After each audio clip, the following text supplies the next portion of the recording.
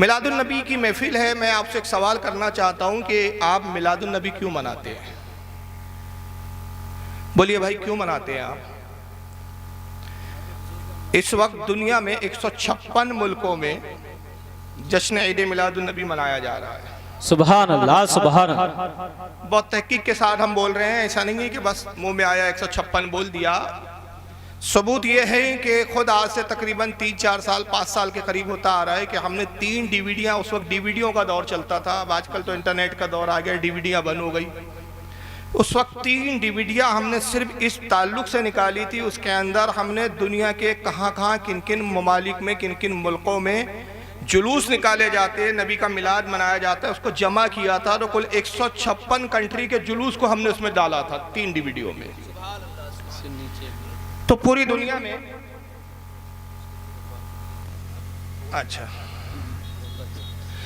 तो पूरी दुनिया में इस 156 मुल्कों में जुलूस निकाला जाता है, मिलादुन्नबी की महफिल सजाई जाती है और ख़ास तौर से हिंदुस्तान में भी महफिलें सजती है। तो मेरा सवाल ये है कि ये आप लोग जुलूस क्यों मनाते हैं, जुलूस क्यों निकालते हैं, मिलादुन्नबी क्यों मनाते हैं? बहुत छोटा सा सवाल है भाई, बोलिए क्यों मनाते हैं भाई आप लोग? रसूलुल्लाह से मोहब्बत है, आप हुजूर के गुलाम हैं, इसलिए मनाते हैं ना, नबी की आमद हुई। मैं कहा मेरा अब एक सवाल है, और ये सवाल मैं आपसे इसलिए कर रहा हूँ कि गैरों ने मुझसे बहुत किया है। यही सवाल पूछ पूछ के वो थक गए और हम जवाब देते देते थक गए, मगर समझ में ना उनके कुछ आया और हम उनको समझा नहीं पाए। तो चलो मैंने सोचा आज कम से कम इस मजमे पे ट्राई करते, ये समझ जाएं। वो तो समझ नहीं पा रहे बेचारे, ख़त्म अल्लाह अला कुलूबिहिम की मंजिल पर है वो लोग। तो भाई सवाल उन्होंने हमसे ये बार बार पूछा कि आप मिलादुन्नबी मनाते हैं, क्यों मनाते हैं? साहबा ने मनाया क्या? क्या अल्लाह के रसूल सल्लल्लाहु अलैहि वसल्लम ने आपको हुक्म दिया? एक कोई हदीस ऐसी आप दिखा दो, एक कोई ऐसी हदीस जिसमें हुजूर ने कहा हो, ए लोगो मेरा मिलाद मनाओ, मेरी पैदाइश का दिन मनाओ। एक कोई ऐसी हदीस बता दो। तो हम बड़े परेशान हुए और तलाश किया, तो हमको ऐसी एक हदीस नहीं मिली। मैं साफ कह दूं भाई, क्योंकि अगर ऐसी कोई एक हदीस मिल जाती कि हुजूर जिसमें खुद कहते कि मेरा मिलाद मनाओ, तो फिर यह मिलाद मनाना सुन्नत हो जाता। सुभान।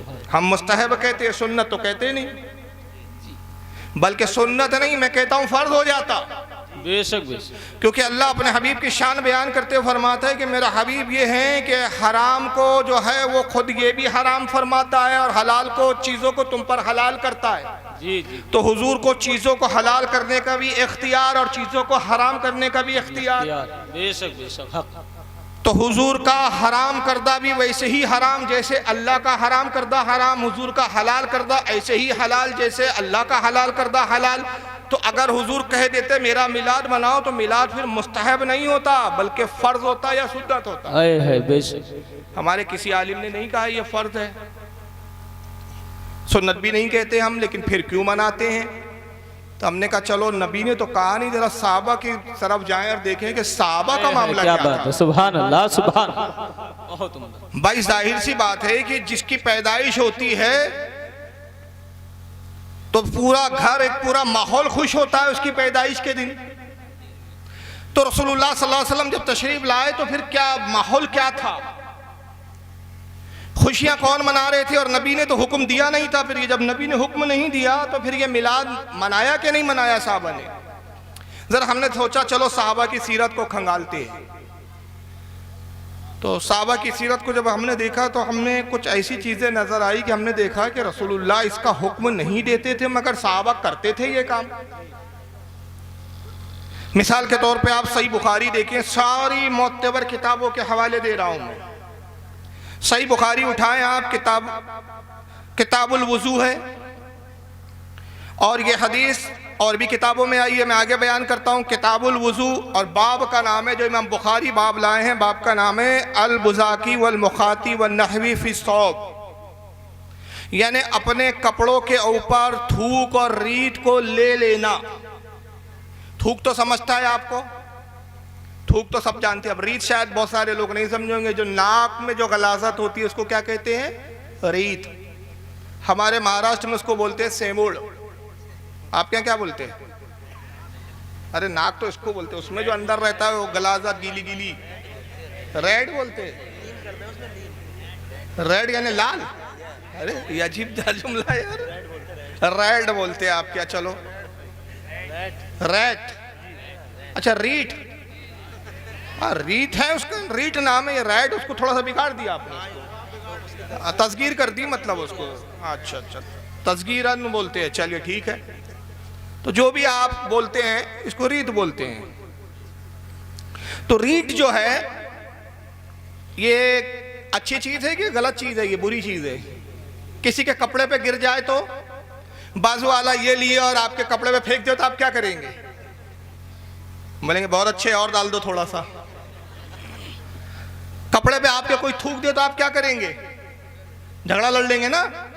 मगर इमाम बुखारी एक बाब कायम कर रहे हैं। इमाम बुखारी बरेली का कोई मौलाना नहीं कि शिकायत करो। इमाम बुखारी जो सबसे पहले बरेलवी है, वो बाब कायम कर रहे किताबो सलात में, और उर्वा से रिवायत करते हैं। ये उर्वा जो बाद में मोमिन हुए उस वक्त कुफ्र की हालत में थे। और हजरत उर्वा और मिस्वर, एक साहबी है, और एक है मरवान, ये तीन लोग मिलकर रिवायत करते हैं। और इमाम बुखारी इन तीन लोगों से रिवायत लाते हैं कि हुजूर सल्लल्लाहु ताला अलैहि वसल्लम सुलह हुदैबिया के मौके पर जब तशरीफ़ फरमा थे, सुलह हुदैबिया वाक़ हुई, मुशरिकीन और रसूलुल्लाह के दरमियान में, मुसलमानों के दरमियान में कुछ बातों को लेकर मुआहिदा हुआ। तो उर्वा मुशरिकीन की तरफ से नुमाइंदा बन के आए, हालत कुफ्र में थे। उन्होंने जो कुछ रसूलुल्लाह और सहाबा का अमल देखा हुजूर के साथ, तो उन अमल में क्या देखा उर्वा बयान करते हैं। और हज़रत उर्वा के बयान है, कहते हैं कि वमा तनख़मन नबी सल्लल्लाहु अलैहि वसल्लम नुखामतन इल्ला वक़अत फी कफ़्फ़ि रजुलिन मिनहुम फदालक बिहा वजहु वल जिल्दहु। कहते खुदा की कसम मैंने मोहम्मद सल्लल्लाहु अलैहि वसल्लम के सहाबा को देखा कि हुजूर से इतनी मोहब्बत करते थे, इतनी मोहब्बत करते थे कि नबी करीम सल्लल्लाहु अलैहि वसल्लम ने जब भी थूका अपने लवाब को निकाला, और जब भी अपने नाक से उस चीज़ को खारिज किया, ये लोग अपने कपड़ों पे ले लेते थे, अपने हाथों पे ले लेते और अपने चेहरों पर उसको मल लिया करते थे। कौन लिख रहा है? इमाम बुखारी कहते वजहू व जिल्दहू, यानी क्या करते थे? अपने जिस्म पर और अपने चेहरे पर मलते थे उस चीज को। और वो चीज ऐसी होती है जो नाक से निकलती है। अब्बा जान की भी बेटे के कपड़े पे लग जाए ना, बेटे के जिस्म पे लग जाए ना, तो वो बाप से को कुछ ना कुछ बोल देता है, कहता अब्बा जान जरा देख के तो किया करो ये चीज।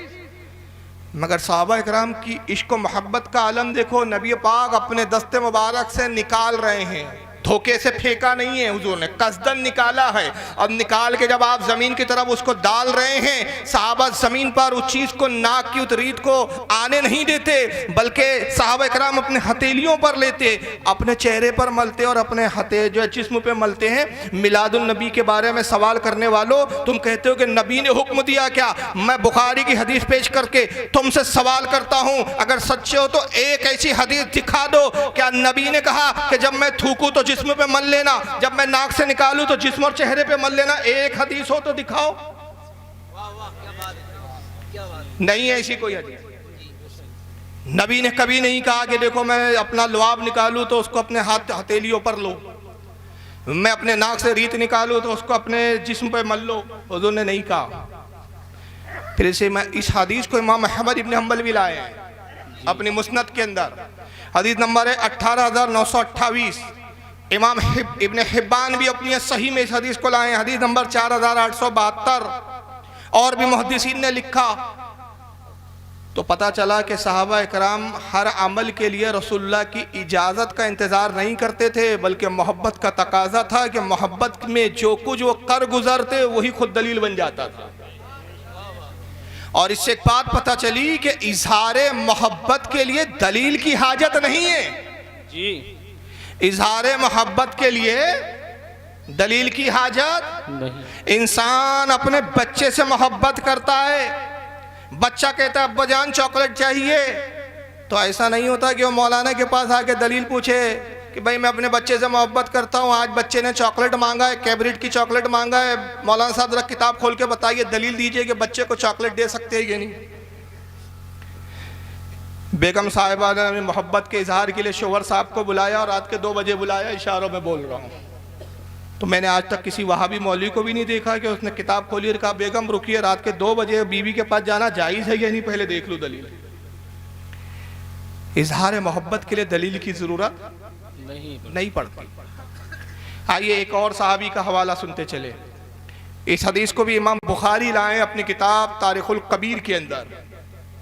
इमाम बुखारी लिख रहे हैं, देख लें कितने बड़े बरेलवी थे ये। इमाम बुखारी तारिखुल कबीर जिल्द नंबर 4 सफ़ा नंबर 177 हदीस नंबर 2403 पर लाए और इस हदीस को इमाम हाकिम भी लाए अपनी अल मुस्तदरक में जिल्द नंबर 3 सफ़ा 589 हदीस नंबर 6181। इमाम तबरानी भी इस हदीस को लाए। अभी हदीस में आगे बयान कर रहा हूँ, पहले हवाले सुन ले कितनी किताबों में है ये हदीस इमाम तबरानी भी मौजमुल कबीर में लाए हैं, हदीस नंबर 6746। इमाम काजी एयाज अपनी किताब अशिफा में लाए हैं, जिल्द सफ़ा 56 के ऊपर।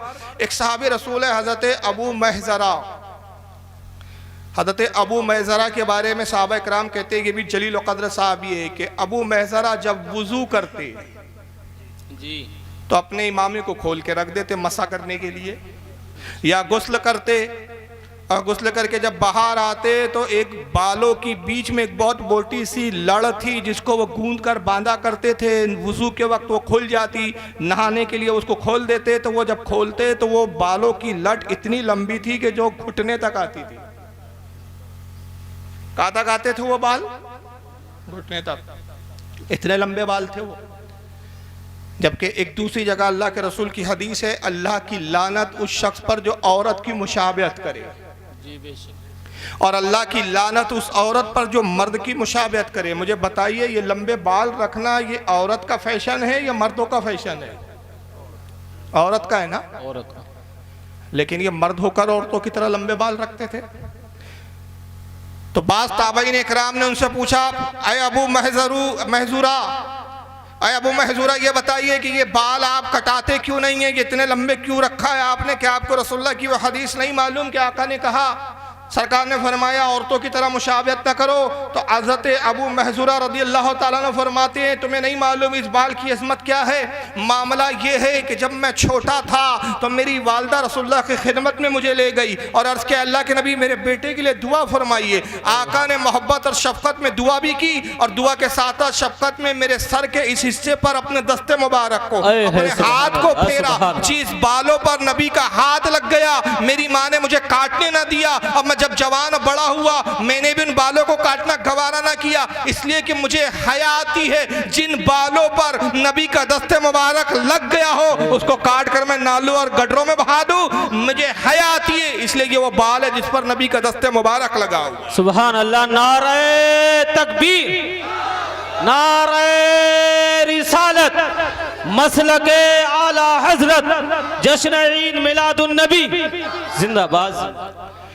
एक हदीस कोई दिखा सकता है इमाम बुखारी जैसे मुहद्दिस को नहीं दिख रही थी कि ये तो बिदअत है? इससे बड़ी बिदअत क्या होगी कि जहां मुमानियत मौजूद है ये मुमानियत के खिलाफ शरा काम हो रहा है।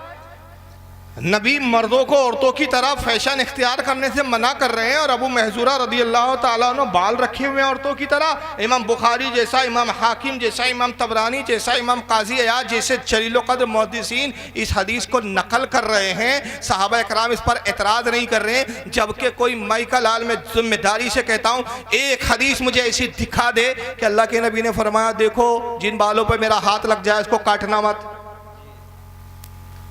उसको फेंकना मत। कोई हदीस नहीं मिलती आपको, कोई नबी का हुक्म नहीं मिलता। मगर ये सहाबा इकराम, ये सहाबी की मोहब्बत है कि जिन बालों पर नबी ने अपना दस्ते मुबारक रख दिया वो बाल अब मुतबर्रिक हो गए। तो जिसको नबी छू दे वो चीज़ उनके लिए तबर्रुक बन जाती है। जो चीज़ खुद नबी के से वाबस्ता हो, जो खुद नबी के जिस्म का हिस्सा हो, वो इंसानों के लिए और मोमिनों के लिए कितना बड़ा तबर्रुक बनेगी। बेशक बेशक, बात सुभान। खुद नबी पाक सल्लल्लाहु अलैहि वसल्लम का मुँह मुबारक का आलम क्या होगा। आज ये एतराज़ करते हैं कि रसूलुल्लाह के मुँह मुबारक की ज़ियारत क्यों करते हो तुम लोग। आइए एक और हदीस सुने। इसको इमाम इब्न हजर अस्कलानी रहमतुल्लाह अलैह, ये ऐसे एक मुहद्दिस है जिन पर सबका इत्तेफाक है। इनको उलमा देवबंद भी मानते हैं, नाम नेहाद अहले हदीस गैर मुक़ल्लिदीन भी इनको मानते हैं। अल्हम्दुलिल्लाह हम बरेलवी भी इन पर इत्तेमाद करते हैं। इमाम इब्न हजर अस्कलानी अपनी मशहूर ज़माना किताब इसाबा फ़ी तमीज़ुस सहाबा सफ़ा नंबर 72 पर रिजाल नंबर 275 पर फरमाते हैं कि एक जलील क़द्र ताबई है हज़रत साबित बुनानी, ताबई है, शागिर्द है जलील क़द्र सहाबी हज़रत अनस इब्न मालिक के। और अनस इब्न मालिक वो सहाबी है जो रसूलुल्लाह की सोहबत में 10 साल रहे, 10 साल हुजूर की खिदमत में रहे। जब हज़रत अनस का इंतकाल हुआ, अपने शागिर्द साबित बुनानी को बुलाया, अब बुला के कहा, ऐ साबित बुनानी सुनो, मेरी एक वसीयत है, मेरा बस अब इंतकाल का वक्त करीब है। का उस्ताद मोहतरम बताएं क्या वसीयत है? फरमाया वसीयत यह है कि वो फुला जगह एक डिब्बी रखी हुई है, उसको ले आओ। एक छोटी सी चांदी की डिब्बी थी, वो ले आए उनके शागिर्द साबित बुनानी। खोला तो उसमें चंद बाल शरीफ थे, बाल। सुभान अल्लाह। कहा उस्ताद मोहतरम है अनस इब्न मालिक साहब, ये रसूल ये कैसे बाल है? कहा ये रसूलुल्लाह के मुँह मुबारक है, सरकार के दाढ़ी शरीफ के बाल है जो मैंने चुन लिए थे। और साबित बुनानी, मेरी वसीयत ये है कि जब मेरा इंतकाल हो जाए तो इन बालों को मेरी ज़बान के नीचे रख देना, इसलिए कि मैं गुमान करता हूँ कि जब तुम मुझे कब्र में रखकर अल्लाह के भरोसे छोड़कर चले जाओगे और कब्र में जब फरिश्ते आएंगे और कहेंगे कि मन रब्बो का, मैं जवाब देने के लिए अपने मुंह को खोलूंगा, उन्हें रसूलुल्लाह के मुंह मुबारक नजर आएंगे, तो मैं गुमान करता हूँ कि शायद वो फिर मुझसे दूसरा सवाल ही ना करे और नबी के बालों की बरकत से मुझे बख्श दिया जाए। सुभान अल्लाह, सुभान अल्लाह।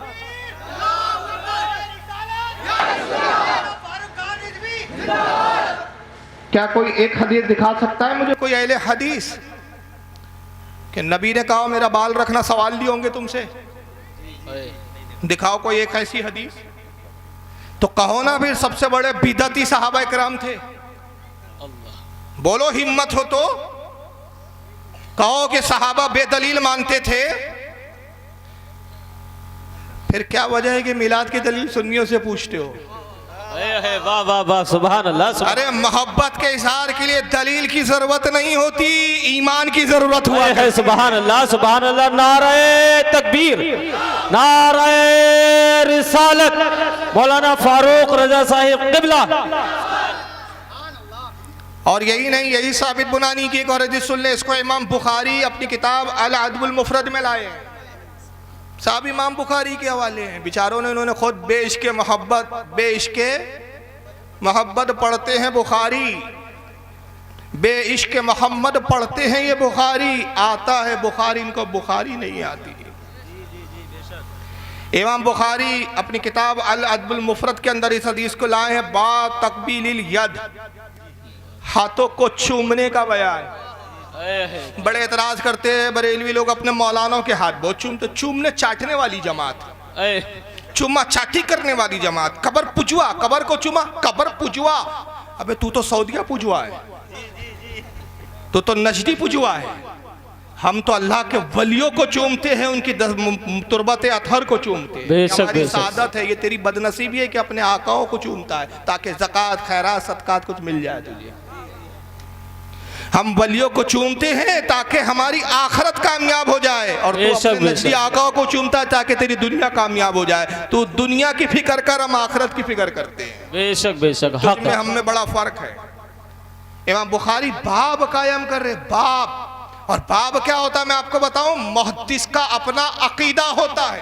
बेशक बेशक, बाब हदीस नहीं होती, मुहद्दिस का जो अकीदा होता है उसको बाब की शक्ल में नकल करता है, फिर अपने अकीदे की तायीद में हदीस लाता है, तो बाब अकीदा है। तो इमाम बुखारी कह रहे हैं, ऐ सुन्नियों को कबर पुजवा कहने वालों, ऐ सुन्नियों को चूमा चाटी करने वालों, सबसे पहला कबर चूमने वाला और चूमने चाटने वाला मैं बुखारी हूँ।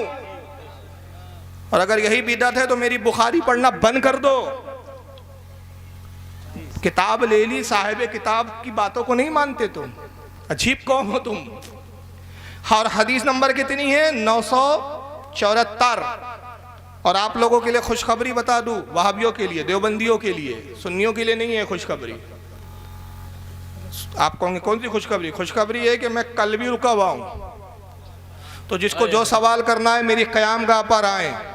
और मेरे मेज़बान जो जनाब कासिम साहब है, अल्लाह ताला उनको जन्नत नसीब फरमाए, उनके घर में रिस्क में कारोबार अता फरमाए, तरक्की अता फरमाए।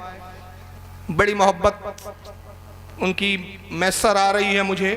उनसे भी मेरी गुजारिश है कि जब भी कोई बदअकीदा आए और कहे फारूक रज़वी से मिलना, बिला झिझक मेरे पास ले आए। हमारा काम ही है समझाना।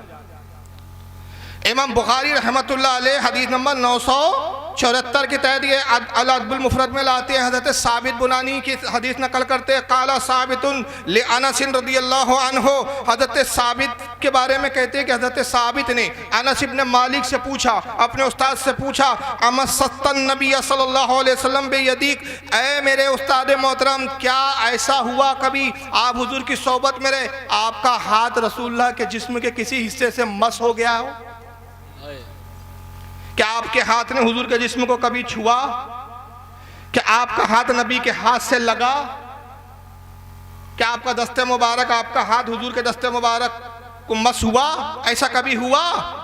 काला नाम। हज़रत अनस ने कहा हाँ हुआ है।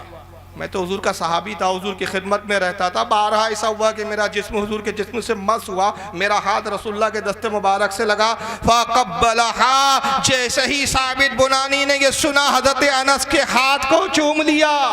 है सुभान अल्लाह, सुभान। तो हमने कहा कि इन्होंने रसूल के हाथ को तो नहीं चूमा, अनस के हाथ को चूमा। और हज़रत अनस के हाथ को क्यों चूमा? उस्ताद होने की हैसियत से नहीं चूमा, बुजुर्ग होने की हैसियत से नहीं चूमा। इसलिए चूमा कि इस हाथ को रसूल अल्लाह के दस्ते मुबारक से निस्बत हो गई है। तो पता चला ताबई और सहाबी वो थे जो निस्बतों को देखा करते थे, दलीलों को नहीं देखा करते। है सुभान अल्लाह, सुभान अल्लाह। बहुत। और हम भी निस्बतों को देखते हैं। जिंदाबाद। दलीलें तो बहुत है हमारे पास मिलाद की, और इसलिए दलीलें हैं कि एक दो नहीं, हर ज़माने में मिलादुन नबी पर इमामों ने बड़ी बड़ी किताबें लिखी है। बेशक दलीलों की अंबार है। मगर मैं उन ये जाहिलों को समझाना चाहता हूँ कि जो बात बात में दलील भी मांगते, किससे? अव्वाम से मांगते, मौलाना से नहीं मांगते। जी। इनकी अक्ल का यह हाल है कि इनको जब बुखार आ जाता है तो इंजीनियर के पास जाते हैं, कहते इलाज कर दो। और जब मकान बनाना होता है तो डॉक्टर के पास जाते हैं कि मकान का नक्शा बना दो। अजीब उल्टी अकल है इनकी। अरे भाई, जिस फील्ड का जो माहिर है उससे पूछना। भाई मिलाद बनाना कहाँ है? पूछ किससे रहा है? अव्वाम से पूछता है। अब एक बात मौलाना से पूछ, कारोबार कैसा चल रहा है, मंदी का दौर है, क्या हालत है, ये अव्वाम से पूछ। मौलाना से कारोबार पूछता है, बेचारे मौलाना को कारोबार की कोई पता नहीं, वो अपने मदरसे मस्जिद में लगे हैं। मौलाना से कारोबार क्या, और मौलाना क्या चल रहा है आजकल, बेचारा मौलाना क्या बताएगा। मौलाना से हदीस पूछ, और क्या चल रहा है आजकल वो अव्वाम से पूछ। तो अव्वाम से मसला पूछता है, मौलाना से हालचाल पूछता है। अजीब उल्टी अकल है इसकी। अब आइए और देख लें, मैं दो चार एक और हदीस पेश कर देता हूँ। बोर तो नहीं हो रहे ना? मैं 4 घंटे बोलूँगा, अगर आप सुनेंगे तो प्रॉब्लम नहीं है मुझे, मैं थकता नहीं हूँ। मैं वाबियों को थकाता हूँ, मैं नहीं थकता। और क्यों नहीं थकता? बरेली के विटामिन मिलते हैं, बरेली से टॉनिक। वाह वाह वाह। रजा का नाम ले लो, सारी थकावट दूर हो जाती है। बेशक बेशक। और रजा का नाम वहाबी के सामने ले लो, जितना फ्रेश हो उतना मनूस हो जाता है। ये तासीर नाम है रजा की। हज़रत इमाम मोहम्मद इब्न साद तब इंतकाल हुआ 230 हिजरी में। अभी कौन सा चल रहा है? 1400, मोटा मोटा चले हम। 1441, 1200 साल पहले के मुहद्दिस। तुम कहते हो ना ये अकीदे बरेलियों के नहीं, ये मुहद्दिसीन के, इमामों के अकीदे हैं। 1200 साल पहले के मुहद्दिस इमाम मोहम्मद इब्न साद, उनकी बड़ी मशहूर ज़माना किताब है अत-तबक़ातुल कुबरा। तबक़ातुल कुबरा के अंदर ये हदीस लिखते हैं। फिर इसको बहुत सारे मुहद्दिसीन ने लिखा, उसके हवाले में आगे दे दूंगा 1-2 किताबों के। मेरे पास यहाँ बहुत सारे हवाले होते हैं, लेकिन चंद मैं दे देता हूँ क्योंकि सुन्नियों के लिए एक ही हवाला काफ़ी होता है। वो तो वहाबियों पे बोझ लाता हूँ मैं, ये ले, ये भी संभाल, ये भी संभाल, ये भी संभाल। देखता हूँ कितनों का इनकार करता है तू। जितनों का इनकार करेगा, तेरी पोल खुलेंगी, पता चलेगा तेरा अकीदा वो है जो 1400 साल में किसी का नहीं है। तूने 1400 साल के सबका इनकार कर दिया, तो तू नया है। इसलिए मैं इतने हवाले देता हूँ, वरना सुन्नियों के लिए तो एक ही हवाला काफ़ी होता है। हज़रत इब्राहीम बिन अब्दुर्रहमान बिन अलकारी, इनसे इमाम इब्न साद रिवायत करते हैं, और वो अपना खुद का एक देखा हुआ अमल, एक देखा हुआ वाक़या बयान करते हैं। और बारहा का ये वाक़या, ये ताबई जलील क़द्र हज़रत इब्राहीम बिन अब्दुर्रहमान बिन अलकारी, वो क्या बयान करते हैं, कहते अन्नहु नज़रा इला इब्न उमर वदआ यदहु अला मक़दिन नबी सल्लल्लाहु अलैहि वसल्लम मिनल मिंबर सुम्मा वदआ अला वजही। कहते हैं कि मैंने बारहा कई बार अब्दुल्ला इब्न उमर, सहाबी रसूल अब्दुल्ला इब्न उमर, फारूक आज़म खलीफा दुम के साहबजादे और रसूलुल्लाह के जलील क़द्र सहाबी, कहते मैंने उनको अक्सर देखा कि जब वो आते मस्जिद नबवी के अंदर तो रसूलुल्लाह सल्लल्लाहु अलैहि वसल्लम की कब्र पर हाजिर होते। बड़ी तवील हदीस है। और फिर आखिरी हिस्सा बयान करते हैं कि हुजूर की ज़ियारत के बाद अन्नहु नज़रा, कि मैंने ये भी देखा, इला इब्न उमर, कि मैंने हज़रत अब्दुल्ला इब्न उमर को देखा कि फिर हुजूर के मिंबर के पास आते, वदआ यदहु अला मक़दिन नबी सल्लल्लाहु अलैहि वसल्लम मिनल मिंबर, तो मिंबर पर जहाँ नबी तशरीफ रखते थे उस मिंबर पे अपने हाथों को फैलाते थे, सुम्मा वदहा, अपने हाथों को फेरते थे, अला वजही, और फिर उसके बाद अपने उस हाथ को अपने चेहरों पर, बदन पर मलना शुरू कर देते। सुभान अल्लाह, सुभान अल्लाह। नारे तकबीर, नारे रिसालत, मसलके आला हजरत मौलाना फारूक रज़वी साहिब क़िबला। क्यों अपने चेहरे पर उन हाथों को मलते हैं, क्यों उस मिंबर पे हाथ फेर रहे हैं? कह दो ना ये मिंबर पुजवा है। कबर चूमा तो कबर पुजवा हो गया, इन्होंने मिंबर चूमा तो मिंबर पुजवा नहीं हुए। और क्यों चूम रहे हैं, वजह बताई खुद ताबई ने कि उनके चूमने की वजह कि वो जगह जिस पर नबी बैठे, कुछ देर बैठे, अब नबी की वहाँ जिस्म मुबारक तो मौजूद नहीं है, तो जहाँ नबी कुछ देर बैठ जाए सहाबी के नज़दीक वो जगह चूमने के लायक है। तो जहाँ नबी हमा वक्त मौजूद हो वो कब्र मुबारक कितने चूमने के लायक हो। सुभान अल्लाह, सुभान अल्लाह। क्या रसूलुल्लाह की एक हदीस दिखा सकता है कोई अहले हदीस? फिर वही बात घूम कर आई। अल्लाह के नबी ने कहा था मेरे मिंबर को चूमना, चाटना, देखो जहां मैं बैठ जाऊं उस जगह को चूमना, बहुत बड़ा सवाब मिलेगा। एक हदीस दिखा दो, सिर्फ एक हदीस नहीं है। और जैसे कहा कि इसके हवाले और भी सुन लीजिए, इमाम इब्न हिब्बान ने इसको अपनी अस्सिक़ात किताब के अंदर लाया है। 354 हिजरी में इनका इंतकाल हुआ। ये सब कई सौ साल पहले के मुहद्दिसीन है। जिल्द नंबर 4 सफ़ा 11 अस्सिक़ात उनकी किताब। इमाम काजी अयाद लाए हैं इसको अशिफा अपनी किताब जिल्द नंबर 2 सफ़ा 97 पे। इनका इंतकाल 544 हिजरी में हुआ। और आखिर में एक बात सुन ले, दो बातें बस पे फिर मैं असल मौजू पर आ जाऊँगा। इमाम मालिक रदी अल्लाह तआला अन्हु का अमल क्या था? इमाम मालिक रदी अल्लाह तआला अन्हु ये मसलक के भी इमाम हैं। और बता दूँ ये ऐसे पहले वाहिद मुहद्दिस है जिन्होंने हदीस की सबसे पहली किताब बाज़ाब्ता लिखी। मुअत्ता इमाम मालिक पहले मुहद्दिस है। या दूसरे लफ्ज़ों में कह दूँ कि हदीसों को किताबी शक्ल में लिखने का दस्तूर और रिवाज हज़रत इमाम मालिक ने सबसे पहले कायम किया। कितने बड़े मुहद्दिस होंगे। मदीने में नंगे पैर चलते थे, चप्पल और जूता नहीं पहनते थे, सवारी पे सवार नहीं होते थे। लोगों ने पूछा इमाम मालिक, लोग हंसते हैं आप पर कि इतना बड़ा वक्त का इमाम नंगे पैर चलता है। ज़रा सोचो आप, आपकी बस्ती में कोई मौलाना नंगे पैर घूमे तो आप बोलेंगे क्या हो गया यार, मौलाना को पागल हो गए, सटिया गए, पैर में जूता चप्पल ही नहीं है। फिर अगर आप मौलाना को कहें मौलाना साहब आइए मेरी गाड़ी पे बैठ जाइए, होंडा पे बैठ जाइए, मेरी बाइक पे बैठ जाइए, मौलाना नहीं नहीं नहीं मैं आपकी बाइक पे नहीं बैठूंगा भाई, मैं पैदल ही चलूंगा। आप कहेंगे अजीब मौलाना है, गाड़ी पे भी नहीं बैठता, बोलोगे ना, पागल डिक्लेयर कर दोगे ना। लोगों का वही हाल हुआ। इमाम मालिक आप इतने बड़े वक्त के इमाम, ये क्या मामला है, नंगे पैर चलते हैं, जूता चप्पल कुछ नहीं पहनते, सवारी पे सवार नहीं होते। आपने फरमाया खामोश, तुम क्या जानो मदीने का एहतराम, ये वो सरजमीन है जहां मेरे आका के कदमे मुबारक लगे हैं। मुझे हया आती है कि उस जगह को मैं जूतों और चप्पलों से रोन डालूं। सुभान अल्लाह। ये मोहब्बत थी ना। क्या दलील है उनके पास, इमाम मालिक के पास?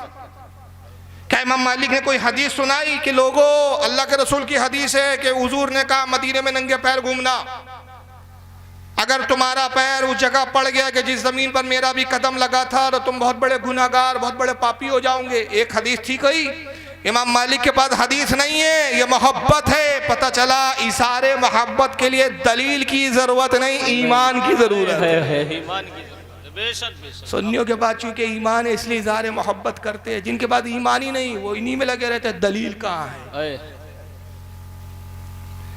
और फिर इमाम मालिक का अदब देखो साहब, इन्होंने तो बकौल वहाबियों के बिदत में इंतहा कर दी, इनसे बड़ा बिदती नहीं होगा फिर तो कोई, मगर मजबूरी में इनको भी इमाम मालिक कहना पड़ता है।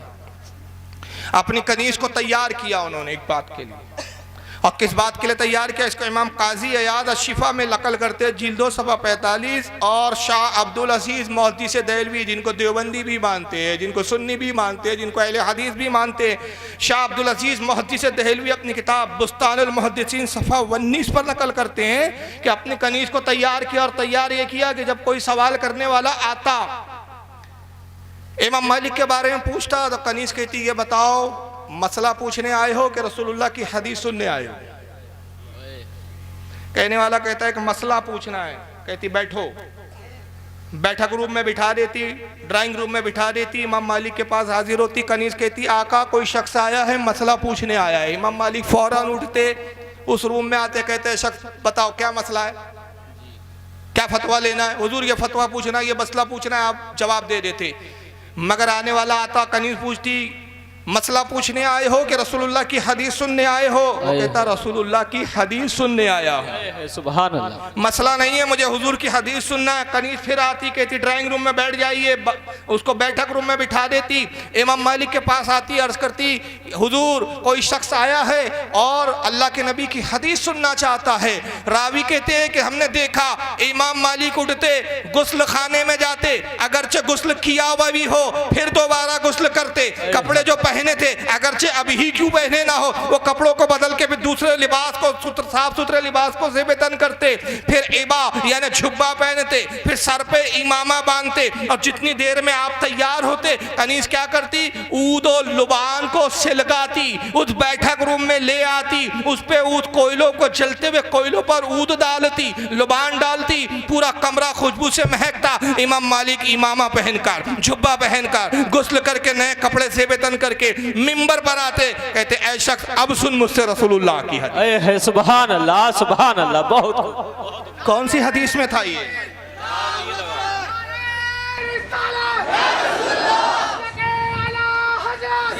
अंदाजा लगाएं जो नबी की हदीस सुनाने में इतनी मोहब्बत और अदब का इजहार करे, वो नबी की कितनी अदब करते होंगे, नबी से कितनी मोहब्बत करते होंगे। मगर क्या कोई अहले हदीस एक ऐसी हदीस दिखा सकता है? मैं चैलेंज करता हूँ कि इमाम मालिक के पास ही कोई एक ऐसी हदीस हो, क्या इमाम मालिक सुनो अल्लाह के नबी की हदीस आई हो कि अल्लाह के नबी ने कहा सुनो जब मेरी हदीस बयान करना तो गुस्ल करना, कपड़े बदलना, इमामा जरूर पहनना, इमामा ना हो सर पर तो हदीस मत बयान करना, और जब हदीस बयान करने जिस कमरे में आओ उस कमरे में खुशबू से उस कमरे को मुअत्तर कर देना। कोई एक ऐसी हदीस, ये इमाम मालिक की मोहब्बत का आलम था। और तुम्हारा आलम तो कि गडरों और नालों पर तुम हदीसें सुनाते हो। खड़े हो गए, आओ आओ भाइयों, आओ आओ आओ आओ, जमात बनाओ, चलो। कहीं भी फज़ाइल आमाल लिया, खड़े हो गए, ये तुम्हारा हाल है। और यही नहीं, अब आइए एक सबसे बड़े बिदती इमाम के बारे में बता रहा हूँ। हुक्म लगाना है तो इनको बिदती बोलो, बरेलियों को बिदती बहुत बोल दिया तुमने। कुछ पढ़ो अंधो, ना बिनाओ कुछ पढ़ो, उसके बाद मुंह खोलो। इसलिए बरेली के मौलाना से मुनाजरा नहीं करते, उनको पता है अपनी पब्लिक को उल्लू बनाना आसान है, बरेली के मौलाना के सामने बैठना बड़ा मुश्किल है, क्योंकि मुनाजरे में लप्पासी नहीं चलती, किताबें चलती है। बेशक बेशक। और एक रोता है, बोलता लैपटॉप लेके घूम रहा है। मैंने कहा तकरीर मैं करता हूँ, लैपटॉप नहीं करता। मैं चुप हो जाऊं तो क्या लैपटॉप बोलेगा? लैपटॉप चलाने के लिए भी काबिलियत चाहिए, अनपढ़ आदमी लैपटॉप नहीं चलाता, पढ़ा लिखा चलाता है। तो लैपटॉप इसलिए नहीं रखा जाता कि ये तकरीर करता है या मैं इसका मोहताज हूँ, नहीं, पब्लिक इसकी मोहताज है कि जब तक इससे दिखाओ नहीं, पब्लिक मानती नहीं है यार। प्रॉब्लम ये है, मैं लैपटॉप का मोहताज नहीं हूँ। ये तो टेक्निकल चीज़ें तो अभी आई है ना, और तकरीर तो मैं एक ज़माने से कर रहा हूँ, बचपने से कर रहा हूँ। बहुत से उलमा बैठे होंगे शायद जानते होंगे या नहीं जानते होंगे, मैं आज की पैदावार नहीं हूँ तुम्हारी तरह।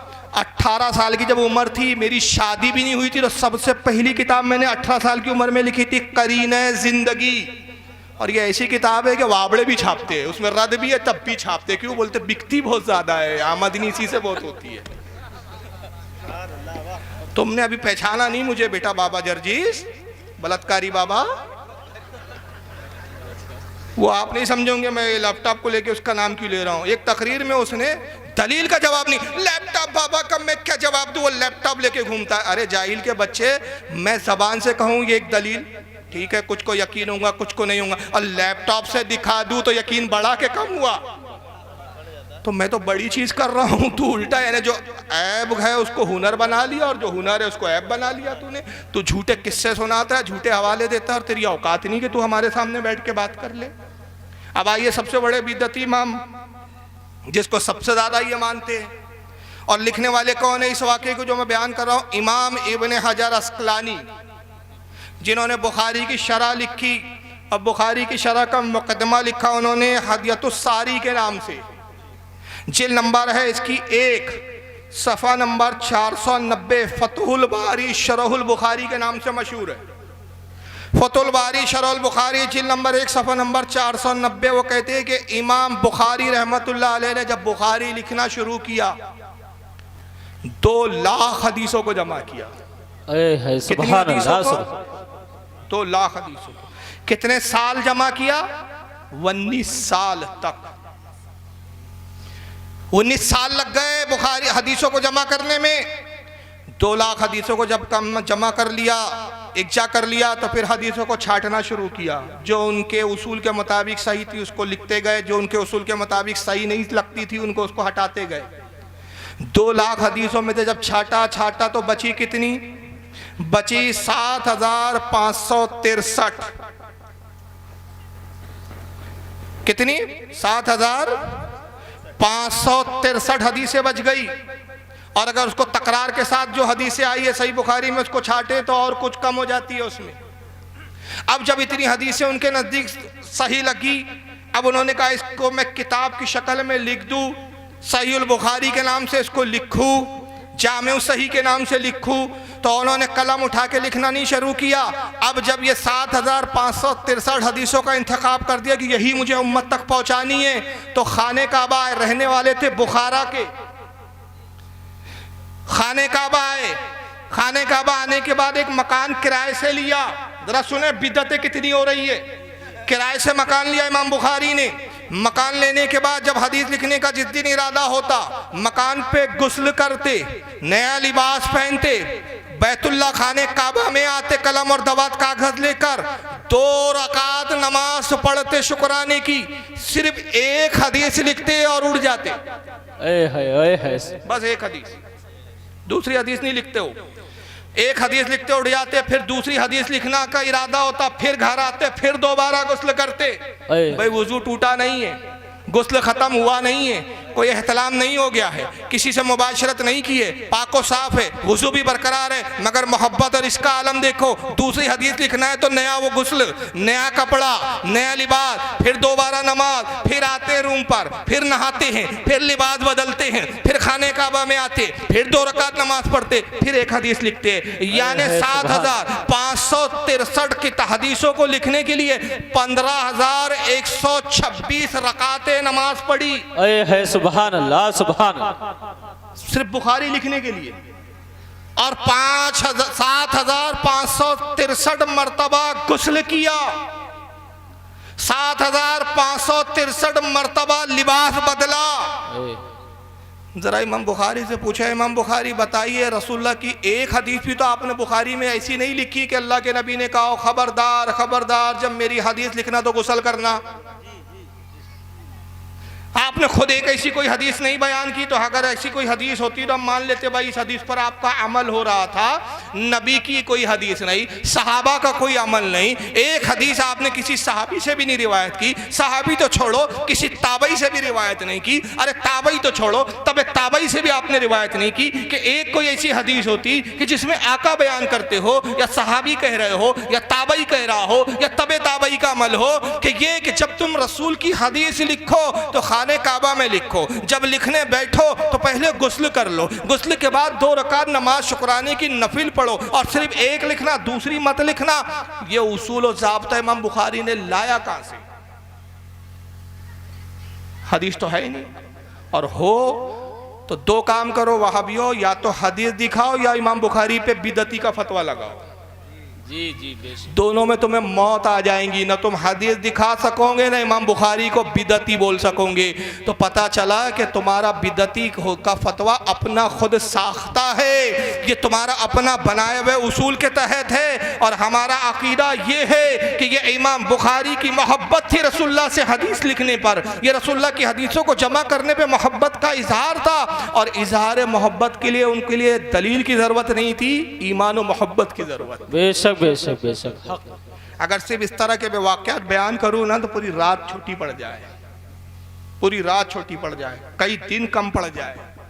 मगर मैं समझता हूँ कि ये चंद मिसालें, 7-8 मिसालें मैंने पेश की है, ये समझने वाले के लिए काफ़ी है कि इज़हार मोहब्बत के लिए दलील की हाजत।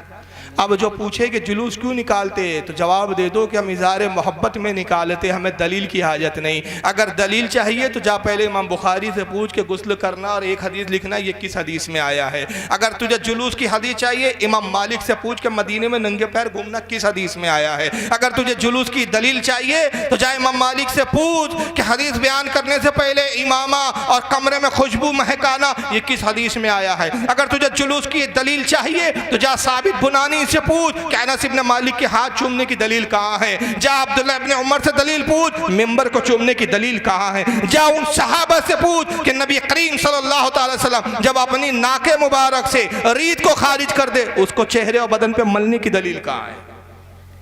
जा इनसे दलील पूछ। मगर सवाल तो ये कि दलील खुद इन वाबड़ों के पास भी नहीं है नहीं मनाने की। और शरीयत का उसूल ये है, याद रखिए कि उसूल शरा ये है कि ममानियत के लिए दलील चाहिए, जवाज के लिए दलील की हाजत नहीं। मिसाल के तौर पे आप कोई ऐसी चीज़ खाते हैं जिसको आप जायज़ समझते और जायज़ है, मसलन आप बिरयानी खाते हैं, समझाने के लिए मिसाल दे रहा हूँ, तो बिरयानी के जायज़ होने के लिए इतना ही काफ़ी कि जितनी चीज़ें हैं वो सब जायज़ है। चावल जायज़ है, मसाले उसमें जायज़ है, उसमें गोश्त जायज़ है, सबको मिला दिया सब जायज़ है। अब इसके लिए ज़रूरी नहीं है कि हम कहे कोई जाहिल खड़ा हो जाए कि मुझे बताओ बिरयानी क्या रसूलुल्लाह ने खाई है क्या कभी, तो किसी का बाप नहीं दिखा सकता। मगर ये वहाबी इतना बदबूदार फ़िरका है कि मुँह खोले तो बदबू निकलती है, ये बस एक ही रट लगाता है। साहबा ने मिलाद बनाया क्या, दलील कहाँ है, दलील दो दलील दो। हमने कहा जुलूस की जो दलील मांगता है, तेरे आका लोग जो है नेशनल डे मनाते उसकी दलील कभी अपने आकाओं से पूछा। अभी इंशाल्लाह मैं गुफ्तगू आगे करूंगा, लेकिन आइए मिलाद ना मनाने की इनके पास क्या दलील है। बड़ी अजीब अजीब दलील है। डॉक्टर जाकिर नाइक को सुन लें आप सबसे पहले, इनके पास क्या दलील है कि मिलाद नहीं मनाना चाहिए, सुनिए।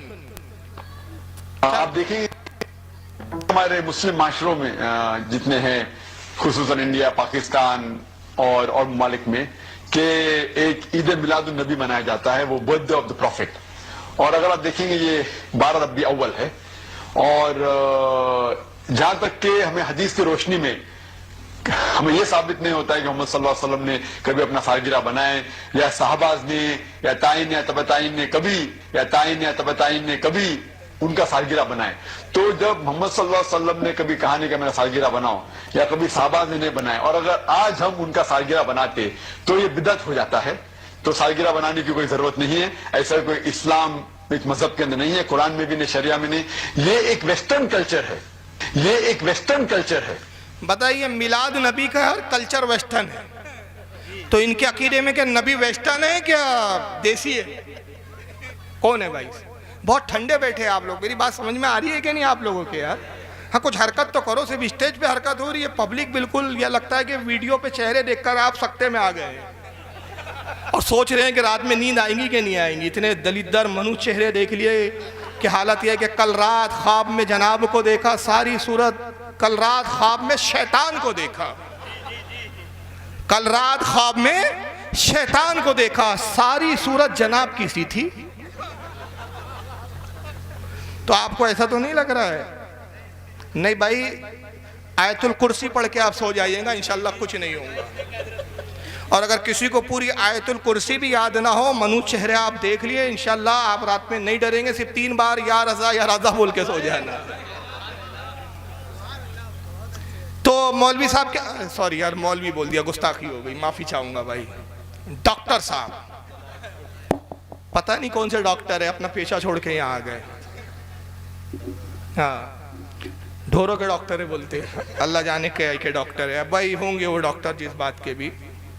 डॉक्टर साहब कह रहे हैं कि देखिए सालगिरह मनाने का हुक्म हमें हदीस में नहीं मिलता। दलील, उसको साहबा ने नहीं मनाया, ताइन ने और तबे ताइन ने नहीं मनाया। ये ताइन और तबे ताइन हमें आज तक समझ में नहीं आया ये किस बला का नाम है। ये इस्लामिक स्कॉलर है इनका, जिसको ताबईन और तबे ताबईन बोलना नहीं आता, जो ताबईन और तबे ताबईन नहीं बोल सकता, वो इनके यहाँ का इस्लामी स्कॉलर है। और एक तकरीर में जर्जीज बोलता है मेरा रद्द करते हुए कि डॉक्टर जाकिर नाइक इतने बड़े अल्लामा है कि वो मुद्दे तो फारूक जैसे 10 पैदा हो जाए। अबे मैंने कहा एक फारूक आ जाए तेरे जैसे 10 शैतान भाग जाए। और मेरा पेशाब तो इतना अच्छा समझता हूं मैं कि कोई मुझसे कहे ना जाकिर नाइक पर कर दो, मैं कहूँ नहीं, मेरा पेशाब और ज्यादा नापाक हो जाएगा। माना कि पेशाब नापाक है, लेकिन इतना भी नहीं है, जाकिर नाइक पे करूंगा तो और ज्यादा हो जाएगा। तो ये है इनके इस्लामिक स्कॉलर, जिसको ताबईन और तबे ताबईन बोलना नहीं आता, कहता ताइन ने नहीं मनाया, तबे ताइन ने नहीं मनाया, ताइन ने नहीं मनाया। हाँ सही बात है, ताइन और तबे ताइन ने कभी मनाया ही नहीं, ताबईन ने मनाया। बेशक बात भी सही है। अच्छा, फिर क्यों नहीं मनाना? तो दूसरी दलील यह है कि वेस्टर्न कल्चर है, यानी ये उसूल है, हदीस नहीं है इनके पास। पूरी जमाते देवबंदी, पूरी जमाते अहले हदीस को चैलेंज है, खुदा की कसम सिर्फ एक ऐसी हदीस जिस दिन तुम दिखा दोगे, एक हदीस सिर्फ तुम जिस दिन ऐसी दिखा दोगे कि जिसमें ये हो कि रसूलुल्लाह ने हुक्म दिया, खबरदार खबरदार मेरा मिलाद ना मनाना वरना बिदअती बन जाओगे, मेरे मिलाद का जिक्र भी नहीं करना वरना मुशरिक हो जाओगे। जिस दिन ऐसी कोई एक हदीस दिखा दोगे, खुदा की कसम हम मिलाद मनाना बंद कर देंगे। बेशक बेशक हदीस दिखा दो। जिस काम से नबी ने नहीं रोका, तू कौन रोकता है? तू नबी है कि शरीयत बना रहा है? तू कौन है? अब चलो भाई, वेस्टर्न कल्चर था इसलिए जायज नहीं, तो जाकिर नाइक को ही देख लेते एक बार, जरा देख लीजिए आप। Welcome on stage the articulate analyst Dr. Zakir Naik.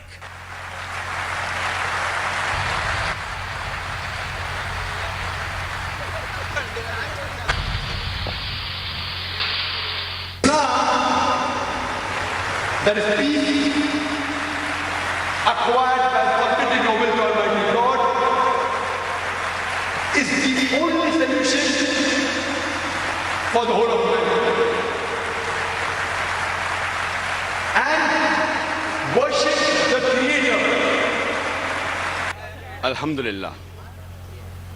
Wassalatu wassalam.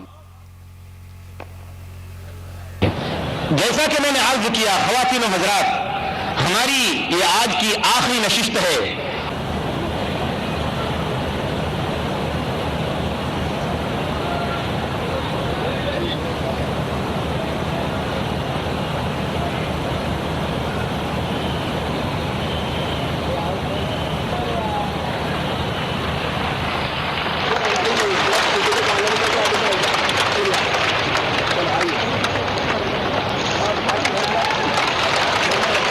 कुछ समझ में आया आपके? आसमान से एक अंडा नाजिल हुआ, दूसरे लफ्जों में कह दूं नज्द की मुर्गी ने एक अंडा दिया, अंडे में से जाकिर नाइक जैसा एक चूजा निकला। ये कौन सा कल्चर है? ये कौन सी तहजीब है भाई? जो लोग फिल्में देखते हैं वो जानते हैं मुन्नी बाई अंडे में से निकला करती थी पहले, है ना? कुछ पुराने लोग भी बैठे होंगे, हेलन के गाने आते थे पुरानी, एक हेलन डांसर थी पुरानी फिल्मों की, अंडों में से ही निकलती थी वो। इसका कहीं उससे ताल्लुक तो नहीं है भाई? ये कौन सा कल्चर है हमें बताओ? इतना खूबसूरत स्टेज, लाखों रुपए का स्टेज बनाया, आसमान से अंडा नाजिल हुआ, अंडे में से जाकिर नाइक नाम का चूजा बाहर निकला। ये तकरीर दीनी है, तकरीब दीनी है, बकौल तुम्हारे इस्लाम की तबलीग के लिए तुमने ये स्टेज सजाया है। स्टेज के इस्लाम की तबलीग के लिए ये अंडों में से निकलना, आसमानों से अंडों को उतारना, ये लाइटों के साथ मुन्नी बाई की तरह आना, ये कौन सा कल्चर है? ये वेस्टर्न कल्चर है, हॉलीवुड कल्चर है, बॉलीवुड कल्चर है? कौन सा कल्चर है? हमें भी बताओ कौन सा कल्चर है? और अनाउंस भी ऐसा हो रहा है। देखिए हमारे अनाउंसमेंट कैसा होता है, फर्क देखें कौन इस्लाम पर है और कौन अंग्रेज की औलाद है। मैं आया तो क्या नारे लगे? फारूक रजवी नहीं लगे, नारे तकबीर अल्लाह अकबर। आ रहा है मौलाना, नाम अल्लाह का बुलंद हो रहा है। बेशक बेशक। नारे रिसालत या रसूलुल्लाह, मसलक आला हज़रत जिंदाबाद। और यार let's welcome doctor Zakir Naik. क्या है भाई ये? कौन सी इस्लामी तहजीब है ये? फिर आए जनाब आ रहे इस्लामी तकरीर करने, लिबास इस्लामी नहीं, अंग्रेजों का लिबास, टाई अंग्रेजों की, मगर मिलाद वेस्टर्न कल्चर नजर आया। इनको अपना ड्रामा वेस्टर्न नजर नहीं आता। जबकि मिलाद तो सहाबा ने भी मनाया, मिलाद का जिक्र कुरान और हदीस में भी मिला, इमामों ने किताबें लिखी, मगर ये जो कल्चर तुमने, वेस्टर्न कल्चर तुमने अपनाया, इसके बारे में भी हमें एक हदीस मिली, मगर हदीस ये नहीं मिली कि अंडे में से निकलो। हदीस हमें ये नहीं मिली कि जब तुम मिंबर पे आओ तो अंग्रेजों का लिबास पहन कर आओ। हमें हदीस मिली तो ये मिली, क्या मिली? मन तशब्बहा बेकौमिन फाहुवा मिनहुम, जो जिस कौम की नकल करे वो उन्हीं में से है। बेशक बेशक, हक।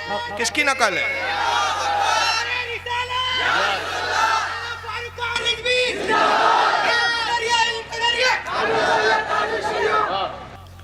कौन सा कल्चर है भाई ये? हमें भी तो बताओ।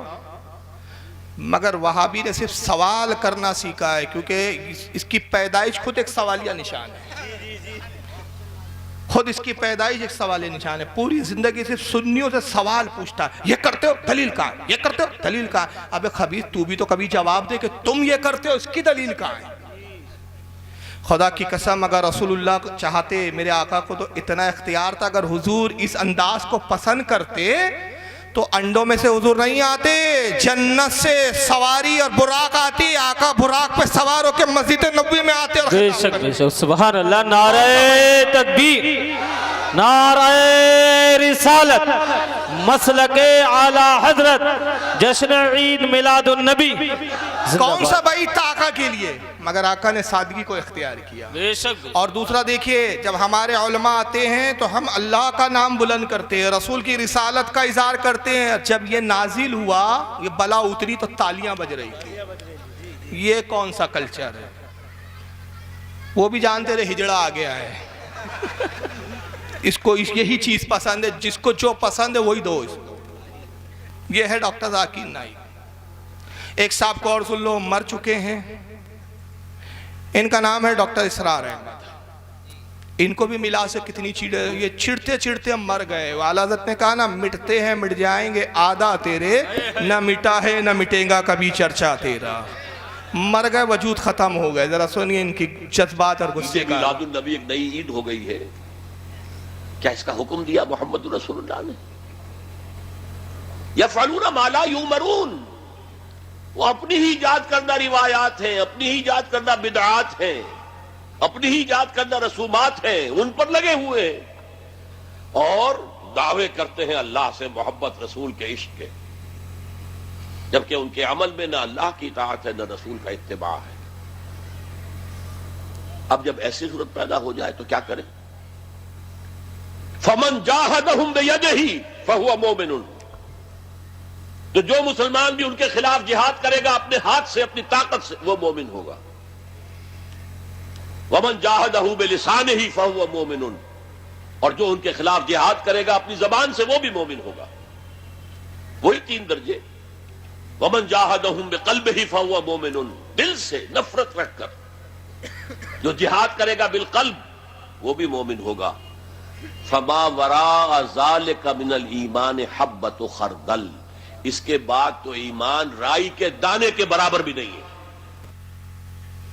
कितनी नफरत है देखा आपने। नबी एक नई ईद, जुमले सुने, ईद मिलादुन नबी एक नई ईद हो गई है। ईद पुरानी है, तुम नए हो भाई। मिलादुन नबी क्या है, जरा लफ्ज सुने। मिलाद मौलूद से बना है। मौलूद यानी पैदा होना, पैदाइश, बच्चे का पैदा होना। मिलादुन नबी उसी से बना है। मिलादुन नबी यानी नबी की पैदाइश का दिन या नबी की पैदाइश का जिक्र। तो नबी आज पैदा हुए कि पहले हुए? अरे बोलो भाई, 14 साल पहले हो गए ना। तो मिलादुन नबी पहले हुई या नहीं होगी? ये नई ईद कहां से हो गई? फिर कहते कि अल्लाह के रसूल ने इसका हुक्म दिया। एक एक जुमले पे जरा पोस्टमार्टम करते चलेंगे। क्या अल्लाह के रसूल ने हुक्म दिया? सवाल यह है कि ये उसूल किसने बनाया है कि जिस काम का रसूल ने हुक्म नहीं दिया वो नाजायज है? ये उसूल किसने बनाया, उसका नाम बताओ पहले। ये बहुत संजीदा सवाल है, और ये ऐसा सवाल है कि अगर इसको सुन्नी याद कर ले ना, खुदा की कसम इनके बड़े से बड़े अल्लामा का पाजामा गीला कर सकता है। मैं बहुत जिम्मेदारी से कह रहा हूँ, मेरी तकरीर का एक एक जुमला बहुत इंपॉर्टेंस होता है, उसको सुनने आप। जब भी कोई तुमसे पूछे ये तुम करते हो, सहाबा ने किया क्या, रसूल ने हुक्म दिया क्या, उससे पूछो जो काम सहाबा ने और रसूल ने नहीं किया, जिस काम का रसूल ने हुक्म नहीं दिया वो काम नाजायज है। ये उसूल किसने बनाया, उस शख्स का नाम बताओ जी। कौन इमाम है, कौन सा आलिम है, कौन सा बुजुर्ग है, किसने ये उसूल बनाया, उसका नाम बताओ कि जो काम नबी ने नहीं किया, जिस काम का नबी ने हुक्म नहीं दिया। याद रखिए, नबी का हुक्म ना देना नाजायज़ की दलील नहीं। आगे मैं इसकी दलीलों में इमामों के अक़वाल पेश करूंगा, लेकिन अपनी जगह, क्योंकि आगे और भी कुछ चेहरे आपको देखने हैं डरावने, तो उनके एतबार से वो फिर वहाँ जवाब आ जाएंगे अपनी जगह। लेकिन अभी मैं गुफ्तगू बस उसूल बताता चलूँ कि उसूल शरा यह है कि जिस काम का नबी ने हुक्म नहीं दिया या जिस काम के बारे में नबी का कोई हुक्म ना हो वो नाजायज़ है। ये नहीं है, नाजायज़ के लिए ममानियत की दलील चाहिए। बेशक बेशक। वरना मैं कुछ मिसालें देता हूँ। नबी ने कुरान को किताबी शक्ल में जमा करने का हुक्म नहीं दिया, मगर ये जमा किसने किया? सबसे पहले अबू बकर सिद्दीक ने। और एक ज़माने तक वो कशमकश का शिकार रहे। हज़रत उमर कहते रहे कुरान को जमा कर दीजिए, कुरान को जमा कर दीजिए। इसके हाफिज़ इंतकाल कर रहे हैं, शहीद हो रहे हैं, जंगों में जाते हैं, जिहादों में शहीद हो रहे हैं। ऐसा ना हो कि जितने हाफिज़ कुरान ख़त्म हो जाए उम्मत तक कुरान फिर पहुँचेगा नहीं, कुरान ख़त्म होगा। तो हज़रत अबू बकर यही कहते रहे, सही बुखारी में मौजूद है, मैं वो काम कैसे करूँ जिस काम को रसूल ने किया नहीं। वही कशमकश थी कि नबी ने हुक्म दिया नहीं, मगर साहबा ने जब इसरार किया और बताया कि भाई नबी ने नहीं बोला, नबी ने किया नहीं, इसका मतलब अबू बकर ये थोड़ी है कि वो नाजायज़ है। तो अबू बकर फिर मान गए और जमा किया।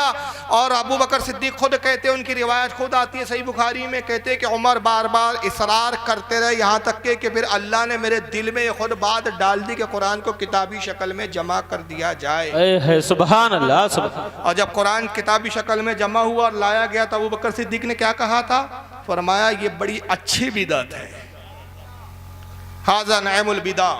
ये बिदअत तो है लेकिन कैसी है? अच्छी है, नेमत वाली बिदअत है। पता चला बिदअत दो तरह की होती है, एक बुरी और एक अच्छी। हुजूर ने हुक्म नहीं दिया मगर अबू बकर ने किया। और आगे आए, अल्लाह के नबी सल्लल्लाहु अलैहि वसल्लम ने 2 या 3 रोज तरावी की नमाज पढ़ाई जमात से, फिर आपने तर्क कर दिया। एक हदीस कहीं नहीं मिलेंगी आपको, मैं चैलेंज करता हूँ, कोई एक हदीस माइकल आल दिखा दे कि हुजूर ने कहा लोगों मेरे बाद तुम तरावी की जमात कायम कर लेना। नहीं, बल्कि उसके बरक्स हुजूर क्या कहते हैं, जब साहबा ने कहा अल्लाह के नबी हमें जमात से तरावी की नमाज पढ़ाएं, आपने फरमाया 2 दिन मैंने पढ़ाई या 3 दिन पढ़ाई, मुझे अंदेशा है कि अगर मैं फिर पढ़ाऊँ तो कहीं ये तुम पर फर्ज ना हो जाए और तुम इसको फिर अदा करने में कोताही करोगे तो तुम बहुत बड़े गुनाह का इर्तिकाब करोगे, बड़े गुनाहगार हो जाओगे। किसने तरावी की जमात कायम की? बोलो भाई। हज़रत उमर फारूक ने, हुजूर के विसाल के तकरीबन 2.5 साल 3 साल के बाद। हज़रत उमर को ये उसूल नहीं मालूम था कि अल्लाह के नबी ने तो हुक्म नहीं दिया, मैं वो काम क्यों करूं? और फिर तरावी की जमात कायम ही नहीं की, बल्कि उसको वाजिब करार दे दिया साहब ने। भाई वाजिब कैसे हो गई? आइए तीसरी दलील सुने। उस्मान गनी के ज़माने में एक अजान का इजाफा हुआ। खुतबे से पहले की अजान हुजूर के ज़माने में नहीं होती थी, या वो सॉरी खुतबे से वो पहली वाली अजान होती थी। कौन सी? जुमे के दिन सिर्फ खुतबे के पहले एक अजान होती थी। उससे पहली एक अजान है वो उस्मान गनी ने शुरू किया। क्या उस्मान गनी को नहीं मालूम था कि रसूलुल्लाह ने इसका हुक्म नहीं दिया? मगर उन्होंने देखा कि लोग फैल गए हैं, मदीना बढ़ चुका था उनके ज़माने तक। बहुत से वो लोग हैं कि जिनको पहली अजान से इत्तला नहीं होती, तो एक और अजान बढ़ा दो ताकि जिनको इत्तला नहीं हुई, जो अपने कारोबार में मसरूफ़ है, दूसरी अजान सुनने के बाद कम से कम जुमा पढ़ने आ जाए। दूसरी अजान का इजाफा किया। अमीर माविया ने अपने ज़माने में मस्जिद नबवी में महराब तामीर किया। रसूल के ज़माने में महराब नहीं था। महराब की रस्म किसने निकाली मालूम है आपको? हज़रत अमीर माविया ने। और एक और बड़ी इश्क की बात बताऊं मैं आपको, यार बात आ गई महराब पर। उमर बिन अब्दुल अजीज पहले मुजद्दिद है, साबी नहीं है, ताबई भी नहीं है, तबे ताबई है। हजरत उमर बिन अब्दुल अजीज रदी अल्लाह ताला अन्हु ने अपने ज़माने में या हज्जाज के ज़माने में मस्जिद नबवी की तामीर की और खूबड़ी खूबसूरत बनाया। तो उन्होंने महराब को क्या किया? महराब को कुछ आगे बढ़ा दिया। मतलब मैं समझा पा रहा हूं कि नहीं समझ? आप समझ रहे हैं ना बात? क्या किया? महराब पीछे थी, उसको क्या कर दिया? आगे बढ़ा दिया। क्यों आगे बढ़ाया? पूछा गया है कि अब्दुल अजीज आपने वो काम क्यों किया जो साहबा ने नहीं किया? हुजूर के ज़माने में जो मुसल्ला था वो पीछे चला गया और आपके ज़माने में मुसल्ला आगे आ गया। उन्होंने कहा तुम नहीं समझोगे, ये मोहब्बत की बात है। वो सहाबा थे जो नबी के मुसल्ले पे खड़े होते थे। आज वैसे लोग नहीं सहाबा की तरह कि नबी की जगह खड़े हो। मैंने मुसल्ला इसलिए आगे कर दिया कि जहां नबी के कदम थे अब हमारे इमाम के वहां सर हो। कहाँ है अब सर? इमाम का जहां नबी के कदम। बताइए, नमाज हो रही है अल्लाह की, मगर सर कहाँ जा रहा है? अकीदत क्या बोल रही है? नबी की बारगाह में झुक रहा हूँ अदब में। दिल मोहब्बत रसूल में झुक रहा है, सर खुदा की बारगाह में सजदे में झुक रहा है। तो अमीर माविया ने महराब की तामीर की। सहाबा के बहुत बाद में हदीसों की किताबें लिखी गई। सहाबा को नहीं समझ में आया कि नबी ने हदीसों को लिखने का तो कोई हुक्म दिया नहीं, हम ही किताबें लिख लें। बाद के इमामों को क्यों समझ में आया? फिर हदीसों की मुख्तलिफ किस्में की गई, किताबों की किस्में हुई, जामे, सुनान, मुस्नद, मुआजम, दुनिया भर की किस्में बनाई गई। फिर हदीसों को परखने के लिए जरा तादील का फ़न ईजाद किया गया। फिर अस्मा और रिजाल पर किताबें लिखी गई, जरा तादील पर किताबें लिखी गई। फिर हदीस को परखने के लिए अस्मा और रिजाल, जरा तादील के फ़न के ज़रिए हदीसों को सही और नादुरुस्त और गलत करार दिया गया। मुझे बताइए, क्या सहाबा के ज़माने में ये सब हुआ? फिर फतावे देने शुरू हुए। मौलाना उलमा फतवे देते थे। आपको सिर्फ एक हवाला बता दूं कि इब्न तैमिया, जिनको गैर मुकल्लिदीन बहुत मानते, उसने फतवे की किताब लिखी जिसका नाम है मजमुउल फतावा। 35 जिल्दों में ये फतावे लिखे। वहाबियों से पूछो कि इब्न तैमिया के उन 35 जिल्दों को उठाओ और जलाकर राख कर दो, आग लगा दो, इसलिए कि तुम्हारा तो कहना है कि हमें सिर्फ कुरान और हदीस काफ़ी है, हम किसी इमाम और आलिम को नहीं मानते। तो अपने बाप इब्न तैमिया की 35 जिल्दों की फतावे क्यों छापते हो जी? इसकी ज़रूरत क्या है? क्या साहबा ने कोई फतावे की किताब छापी? कभी नहीं मिलेगा। वजह क्या है? उसूल शरा ये है कि जिस चीज़ से शरीयत मना ना करे वो काम क्या है? जायज़ है। अब ये हम नहीं कहते। आइए ज़रा हदीस ही सुन लीजिए आप इस ताल्लुक से। दुरूद शरीफ पढ़ें आप। अल्लाहुम्मा सल्ली अला। दिखाइए भाई स्क्रीन पे। सल्लल्लाहु तआला अलैहि वसल्लम। अल्लाहुम्मा सल्ली अला सय्यिदना मौलाना मुहम्मदिन अदद मा फी इल्मिल्लाहि सलातम दाइमतम बिदवामिन मुल्किल्लाहि सल्लल्लाहु तआला। देख रहे हैं किताब कौन सी है? सुनान इब्न माजा। सुनान इब्न माजा बाबुल अतीमा, यानी खाने का बयान। इमाम इब्न माजा हदीस नंबर 3366 के तहत ये हदीस लाए हैं। इमाम इब्न माजा कहते हैं अन सलमान अल फारसी काला सोइला रसूलुल्लाह सल्लल्लाहु अलैहि वसल्लम अनिस समनी वल जुब्न वल फिरा। हज़रत सलमान फ़ारसी रज़ी अल्लाह ताला अन्हु रिवायत करते हैं कि अल्लाह के रसूल से लोगों ने सवाल किया, पूछा अल्लाह के नबी घी के बारे में क्या हुक्म है, हमें घी का हुक्म बयान फरमाए, पनीर के बारे में क्या हुक्म है बयान फरमाए, और वल फिरा, फिरा के दो तर्जुमे किए हैं लोगों ने। एक ये है कि जंगली गधा होता है ना, उसके बारे में, और बाद ने इसका ये मफहूम दिया कि फिरा से मुराद हुआ है चमड़े का लिबास, चमड़े का लिबास पहनने का क्या हुक्म है। अब बहरहाल या तो चमड़े का लिबास है या वह जंगली गधा है, तो तीन चीज़ों के बारे में नबी से पूछा जा रहा है, अल्लाह के नबी इनके खाने के बारे में, इनके इस्तेमाल के बारे में क्या हुक्म है। क्या हम घी खा सकते हैं, क्या हम पनीर खा सकते हैं, क्या जंगली गधे का गोश्त खा सकते हैं, या हम उस जानवर का लिबास का जो है चमड़े का लिबास पहन सकते हैं जिन जानवरों को आमतौर पर खाया नहीं जाता, जो हलाल नहीं है सिवाय सूअर के। अल्लाह के नबी ने क्या जवाब देना चाहिए था, बोलो? सीधा सा एक जवाब, भाई घी हलाल है, पनीर हलाल है, जंगली गधा हराम। हराम बता देते, हलाल बताते नहीं।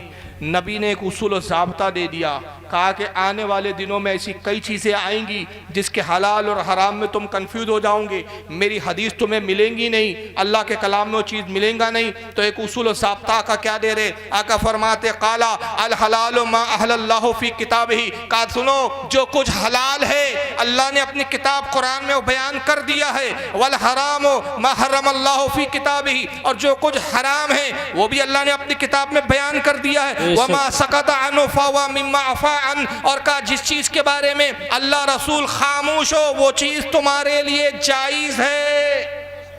वाह सुभान अल्लाह, सुभान। जिसको अल्लाह ने मना ना किया हो वो जायज, जिसको रसूल ने मना ना किया हो वो जायज, जिसको मना किया गया किताबुल्लाह में बयान कर दिया, और जिसके बारे में किताबुल्लाह में बयान ही नहीं हुआ, ना मैंने हदीस में तुम्हें रोका, तो जब मैंने नहीं रोका तो मुल्ला कौन होता है रोके? है क्या? जब नबी नहीं रोक रहा है तो मुल्ला क्यों रोक रहा है भाई? तो अब मिलाद मनाने के लिए हमें दलील इसकी नहीं देना है कि किसने मनाया और किसने नहीं मनाया, तुम्हें देना है कि किसने रोका और किसने मना किया। जी, कि साहबी ने मना किया, ये दलील तुम दो। जायज के लिए हमारे लिए उसूल नबी का काफी है कि जिससे अल्लाह रसूल ने तुम्हें ना रोका तुम्हारे लिए वो चीज। और ये किसी बरेली के मौलाना का फतवा दिया है मैंने कि हदीस से फतवा दिया है? बोलो भाई, हदीस है ना, सुनाने इब्ने माजा सियाह सित्ता में है ना, और फिर इस हदीस को इमाम तिरमिज़ी भी लाए हैं। कितनी किताबों का इनकार करोगे बेगैर? तो इमाम तिरमिज़ी भी अपनी सुनन में लाए हैं, किताबुल लिबास के अंदर हदीस नंबर 1776 के 26 के तहत। इमाम हाकिम भी इस हदीस को लाए हैं अपनी अल मुस्तदरक में हदीस नंबर 7115 के तहत। इमाम तबरानी भी इस हदीस को लाए हैं माजुमुल कबीर के अंदर हदीस नंबर 6124 के तहत। हज़रत इमाम हैसमी भी इसको लाए हैं अपनी किताब हदीस की मजमऊ ज़वाइद हदीस नंबर 794 के तहत। इमाम बहकी भी इसको लाए हैं सुननुल कुबरा के अंदर हदीस नंबर 19722। मेरे पास कई हवाले हैं, यानी वहाँ से लेकर यहाँ तक हर ज़माने के उलमा इस हदीस को बयान करते आ रहे, और उसूल यही बयान कर रहे हैं कि जिससे अल्लाह रसूल ना मना करे वो तुम्हारे लिए जायज। ममानियत के लिए दलील चाहिए, जो मना करता है वो किताबुल्लाह में दिखाए मना का लिखा है, जो नाजायज और हराम बोलता है वो हदीस में दिखाए हदीस में रसूल ने का रोका है। मगर इन मौलियों की बेगैरती देखो, कहा मिलाद नहीं ईद हो गई है कि अल्लाह के रसूल ने हुक्म दिया, और जब ऐसी सूरत हो जाए कि लोग मिलाद मनाए तो क्या करो, फमन जादहू बियदिही फहुवा मुमिनून, ऐसे लोगों से जंग करो, जिहाद करो। यानी मिलाद मनाने वाले इनके नज़दीक इतने बड़े मुशरिक के उनसे जिहाद करना इन पे फर्ज हो गया है। जिहाद किससे किया जाता है? दूसरे लफ्ज़ों में जो आपको ताने देते हैं ना कि बरेलवी सबको काफिर कहते हैं, ये खुद हमें काफिर कह रहे हैं। इनके नज़दीक क्रिसमस डे मनाने वालों से जिहाद फर्ज नहीं है, नेशनल डे मनाने वालों से जिहाद फर्ज नहीं है, वो किसी और माबूद का जन्मदिन मनाने वालों से जिहाद फर्ज नहीं है। किससे फर्ज है? जो अपने नबी की मिलाद मनाते उनसे जिहाद फर्ज है, और कहते हैं कि उनसे जिहाद करो, और अगर तलवार से ताकत से जिहाद नहीं कर सकते, तो क्या करो फिर, फमन जहदहू बेलिसान ही फावा मोमिनून, तो जबान से जिहाद करो, उनके खिलाफ जबान से बोलो, उनके खिलाफ जबान इस्तेमाल करो, ये भी एक तरह से जबान का जिहाद है। और अगर जबान हिलाने में भी डर महसूस हो, बरेलियों की तादाद ज़्यादा हो और डरों के तोड़ताड़ कर देंगे ये लोग, तो फिर क्या करो, मौलवी साहब कहते हैं फमन जादहू बेक़ल्बिही फहुवा मोमिनून, अपने दिल से जिहाद करो और अपने दिल में इनसे नफरत रखो। क्या नबी की पैदाइश मनाने पर इतने बड़े मुजरिम हो गए कि तुमसे नफरत की जरूरत पड़ गई इनको? क्या कसूर है आपका, बताओ। नबी पैदा हुए, ये भाई हम जिक्र कर रहे हैं कि आज की तारीख 12 रबीउल अव्वल को हुजूर क्या किए, तशरीफ, कौन सा इसमें गुनाह हो गया? भाई नबी आए, खुशी मनाओ, आज खुश हैं हम कि आज ही की तारीख को हमें हमारा नबी मैसर आया, हमें हमारा नबी मिला।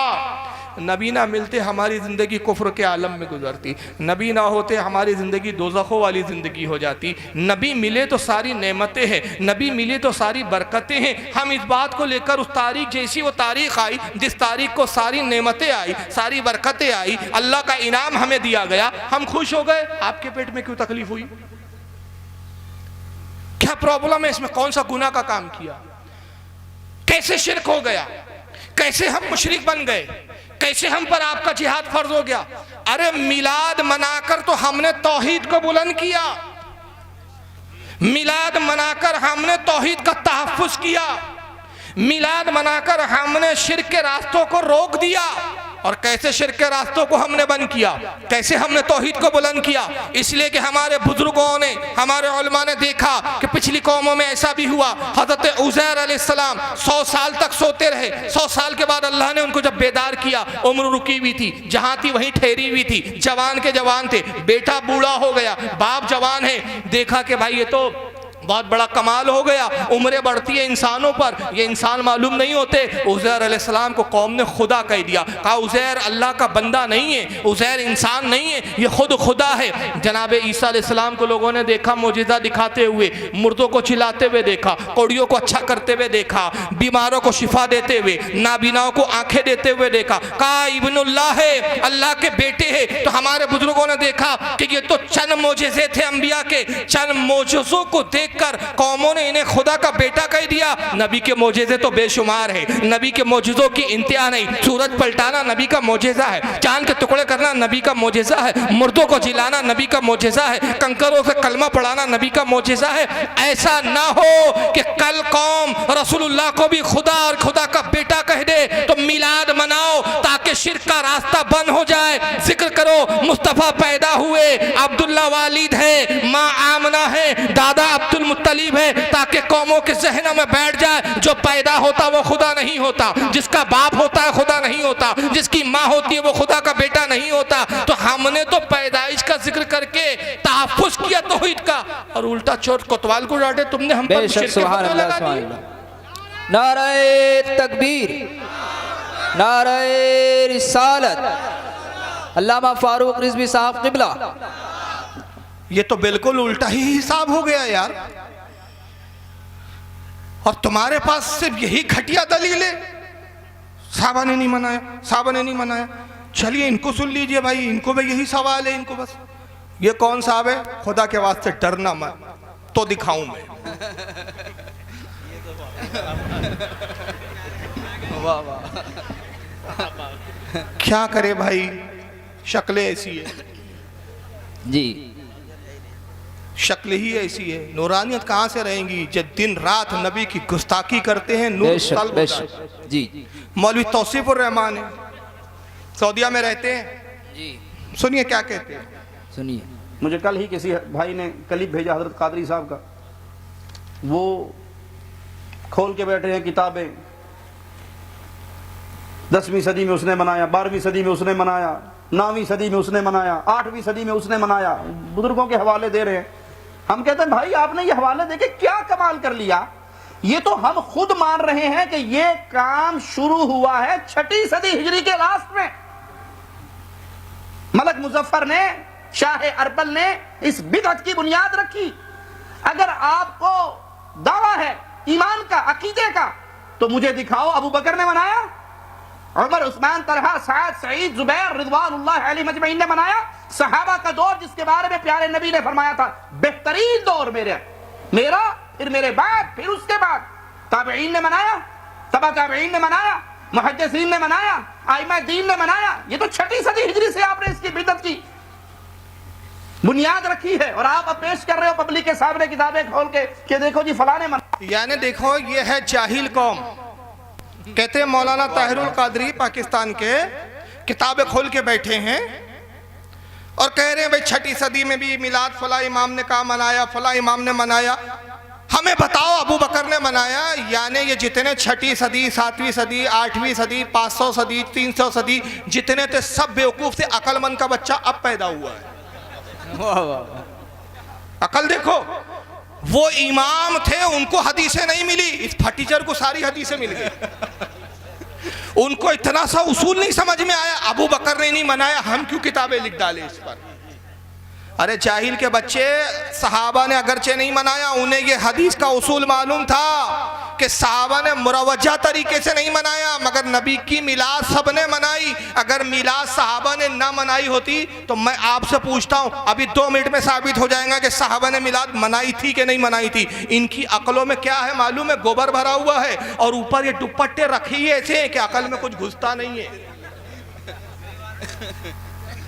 और दुपट्टे में एक बात बता दूं, ये दुपट्टे भी इसलिए ओढ़ते हैं, कहते देखो भाई हम जो बोलते हैं 10 भाई के दड़बे में बस सुन लो, हमें मुनाजरे के चैलेंज मत किया करो तुम लोग।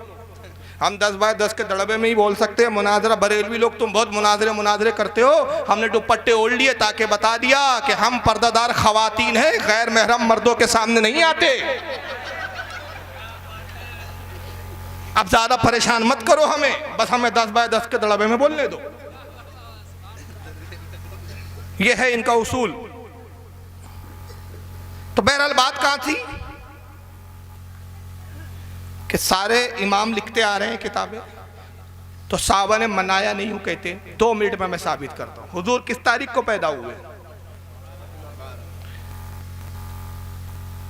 वक्त क्या था भाई? सुबह सादिक, फजर से पहले का जो वक्त होता है वो वक्त सुबह सादिक। रात जा रही है, सुबह आ रही है। रात जाते जाते भी मुस्तफ़ा का दीदार कर रही है और दिन निकलते निकलते मुस्तफ़ा का इस्तकबाल कर रहा है। यह है वो वक्त खास। न रात को मायूसी न दिन को मायूसी, एक दूसरे पे फक्र नहीं कर सकते। दिन में पैदा होते रात मायूस हो जाती, शिकायत करती रब्बे कदीर मुझे महरूम रखा। रात में पैदा होते दिन शिकायत करता, परवरदिगार ने कहा दोनों को शिकायत का मौका नहीं दूंगा। उस वक्त अपने हबीब को भेजूंगा कि ए रात तू भी दीदार कर ले, ए सुबह तू भी इस्तकबाल कर ले। सुबह सादिक को पैदा हुए, 12 तारीख थी, महीना कौन सा था? रबीउल अव्वल शरीफ का। अच्छा, जब हुजूर पैदा हुए तो कुछ हालात क्या थे भाई? जिब्रील ने 4 झंडे गाड़े, सुना है ना आपने?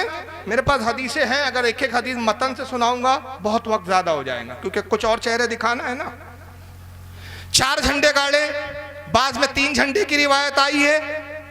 एक खाने काबा की छत पे, एक जो है मशरिक में, एक मगरिब में, एक सिदरतुल मुंतहा पे। 4 वाली रिवायत में एक सिदरतुल मुंतहा पे, 3 में सिदरतुल मुंतहा का जिक्र नहीं, मगर 4 वाली रिवायत ले कि सिदरतुल मुंतहा पे एक झंडा, खाने काबा पे एक झंडा, एक मशरिक में एक मगरिब में। ऐ जिब्रील झंडे क्यों गाड़ रहे हैं आप, झंडे क्यों लगा रहे हैं? जिब्रील ने कहा ऐ मुस्तफ़ा के गुलाम, समझा नहीं क्या तू तो जमीन पे सैर नहीं करता, जमीन पे घूमता नहीं?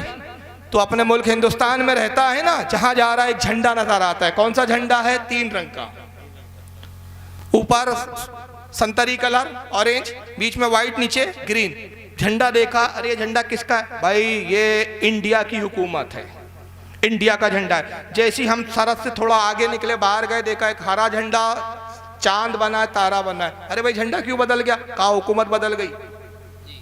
पहले जो 3 झंडे देखे थे वहाँ हुकूमत किसी और की थी, ये जगह बदल गई, हुकूमत बदल गई, ये पाकिस्तान आ गया। अच्छा पाकिस्तान है। फिर हम आगे बढ़े तो फिर 3 पट्टे वाला आड़ा वाला हमको झंडा दिखा, एक नीला कलर है, एक संतरी, एक वाइट है। अरे भाई ये फिर झंडा बदल गया, क्रॉस में था, पहले ऐसा था, ऐसा क्यों हो गया? कहा भाई ये ईरान का झंडा है, हुकूमत बदल गई।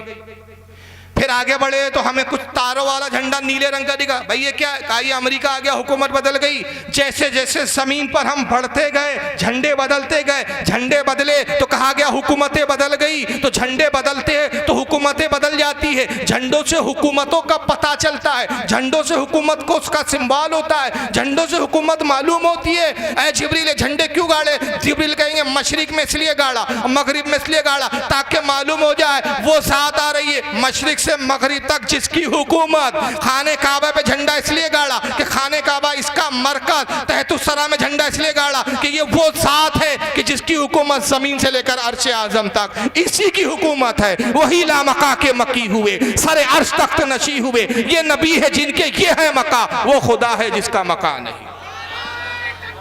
अल्लाहु अकबर। मरहबा मरहबा मरहबा मरहबा। अर्श वाले तेरी शौकत का उलू क्या जाने, खुसरवा अर्श पे उड़ता है फरेरा तेरा। झंडे गाड़े गए, खाने का बा हुजूर को सजदे में झुका। मालूम है या नहीं? सुना है या नहीं? फरिश्ते आसमान से नाजिल हुए, मुबारकबाद दिया। बीबी आमना कहती है मेरा घर रोशन हो गया। खुदा की कसम ऐसी रोशनी छाई मुस्तफ़ा की आमद से कि मैंने मुल्क शाम के महलात को देख लिया। सारी हदीसें मौजूद, कितनी सारी हदीसें मौजूद। और इमाम काजी अयाज लिखते हैं कि हुजूर की जो दाई थी उनका नाम था शिफा। क्या नाम था? ये वालदा है हज़रत अब्दुर्रहमान इब्ने औफ सहाबी रसूल की। अब्दुर्रहमान इब्ने औफ बड़े जलील क़द्र साहबी, ये दाई थी। वो कहती है खुदा की कसम मैं हुजूर की बारगाह में दाई के फ़राइज़ अंजाम दे रही थी। जब मुस्तफ़ा तौलूद हुए, पैदा हुए, मैंने देखा नाफ बुरीदा है, नाफ कटी हुई है, खतना शुदा है। मैं हैरान हुई कैसा अजीब बच्चा है, खतना शुदा आ रहा है, नाफ बुरीदा, नाफ कटी हुई है। आवाज़ आई, हातिफ ने कहा ऐ शिफा ये हमारा बड़ा महबूब बंदा है, नाफ बुरीदा इसलिए भेजा कोई नाफ काट के ऐसा न जताए कि मैंने मुस्तफ़ा की नाफ काटी थी। खतना शुदा इसलिए भेजा खतना करके कोई मुस्तफ़ा पे ऐसा न बताए। और अगर दाई हलीमा पालेंगी, खुदा की कसम दाई हलीमा ने मुस्तफ़ा को नहीं पाला, मुस्तफ़ा ने दाई हलीमा को पाला है। किसी का मेरे महबूब पर एहसान नहीं, सारी कायनात पर महबूब का एहसान। हज़रत शिफा कहती है मैंने देखा मोहम्मद सल्लल्लाहु अलैहि वसल्लम के लब हिल रहे थे। मैं हैरान हुई ये कैसा बच्चा है, पैदा होते से ही लब हिल रहे। बच्चे पैदा होते तो रोते हैं, बिलखते हैं, चीखते हैं, ये लब हिल रहे। मैंने अपने कान को मोहम्मद सल्लल्लाहु अलैहि वसल्लम के लबों के करीब लाया, आवाज़ सुनी, मुस्तफ़ा कह रहे थे रब्ब हबली उम्मती, रब्ब हबली उम्मती, रब्ब हबली उम्मती। बताया कि मैं नबी हूँ, अपनी उम्मत को जानता भी हूँ, पहचानता भी हूँ। ऐ अल्लाह मेरी उम्मत को मेरे हवाले कर दे, मेरी उम्मत को बख्श दे। हज़रत शिफा कहती है कि मैंने बीबी आमना के पहलू में मुस्तफ़ा को रखा, अचानक मुस्तफ़ा गायब हो गए, निगाहों से उजल हो गए। बड़ा एक नूर कमरे में आया, आंखें चुंधिया गई। हम हैरान हुए, मैं रोने लगी। हाय क्या हुआ? बीबी आमना पूछती है शिफा क्यों रो रही हो? कहती है बीबी क्या बताऊं आपका बच्चा गायब हो गया, बड़ा हसीन बच्चा था, मुझे अंदेशा है कहीं जिन्नात ना उठा ले गए हो, शयातीन ने उचकना लिया हो तुम्हारे शहजादे को। तभी आवाज़ आई शिफा घबराओ नहीं, फरिश्ते मोहम्मद को उठा कर ले गए ताकि ज़मीन की सैर करा के पूरी हुकूमत दिखा दे। ऐ महबूब तेरी हुकूमत कहाँ कहाँ है? फिर आप फरमाते कुछ फरमाती है। कुछ देर बाद मुस्तफ़ा वापस आ गए। फिर किसी ने आवाज़ दी, मैंने सुना, सुनने वाले ने, कहने वाले ने कहा मोहम्मद सल्लल्लाहु अलैहि वसल्लम की शान बड़ी अरफा और आला है। ऐ शिफा इसे फरिश्ते ले गए, इस शहजादे को, इस बच्चे को ले गए, एक तराजू में तोला, जिब्रील ने तराजू में तुलवाया। एक पल्ले में रसूलुल्लाह को रखा गया, दूसरे पल्ले में हुजूर के एक उम्मती को रखा गया। पल्ला मुस्तफ़ा वाला भारी था, फिर 2 उम्मती को रखा गया। पल्ला मुस्तफ़ा वाला भारी था, फिर 10 रखा गया, 100 रखा गया, 1000 लाख करोड़ बढ़ाते गए, यहाँ तक कि एक पूरी उम्मत एक पल्ले में आ गई। मुस्तफ़ा सब पर भारी थे। जिब्रील ने कहा तोलने का काम सिलसिला बंद कर दो। खुदा की कसम मोहम्मद की शान ये पूरी कायनात एक पल्ले में हो तो मुस्तफ़ा की बराबरी नहीं कर सकती। नारे तकबीर, ये हदीसें है या नारे रिसालत, शान मुस्तफ़ा। ये हदीस आपको क्या जिब्रील ने आके सुनाई?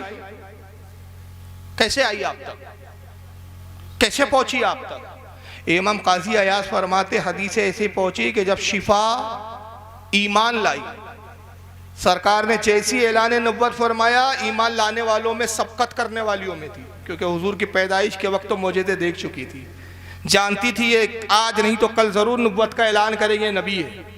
इंतज़ार में थी कि कब मोहम्मद सल्लल्लाहु अलैहि वसल्लम नबुव्वत का ऐलान करे और मैं ईमान लाने में सबकत करूँ।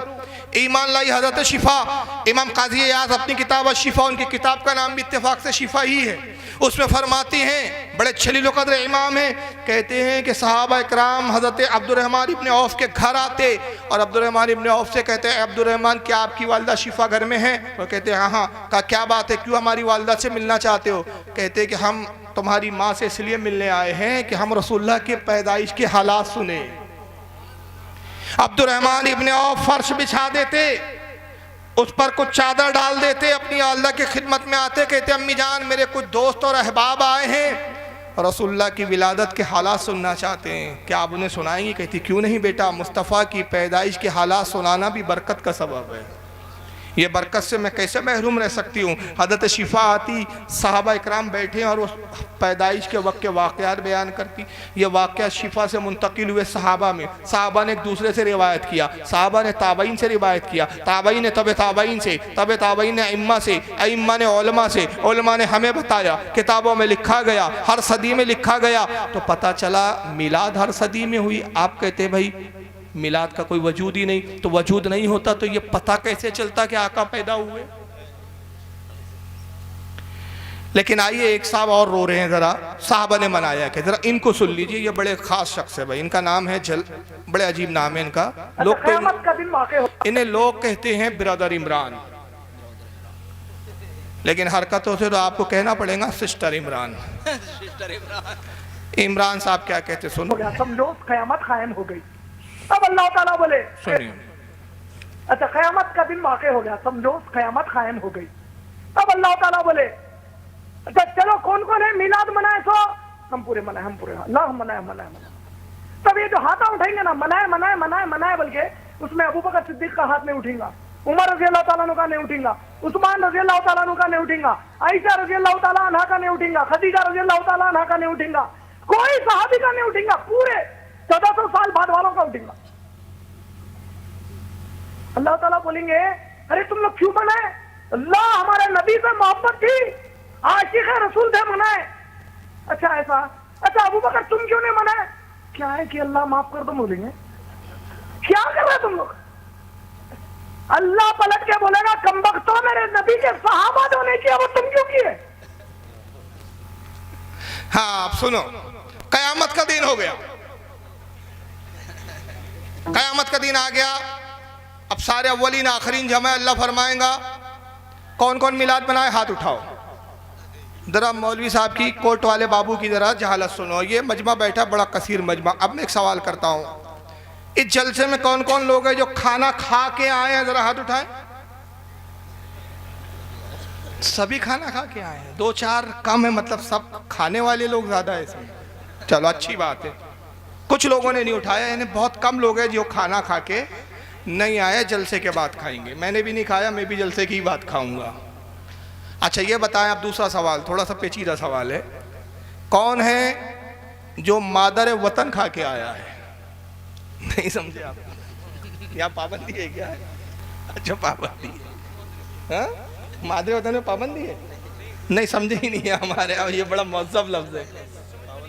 हाँ पाबंदी है, प्रतिबंध नहीं है, लेकिन समझे नहीं। अच्छा चलो अब मैं क्लियर बोलता हूँ, कौन है जो गोश्त खा के आया और वो भी उसका?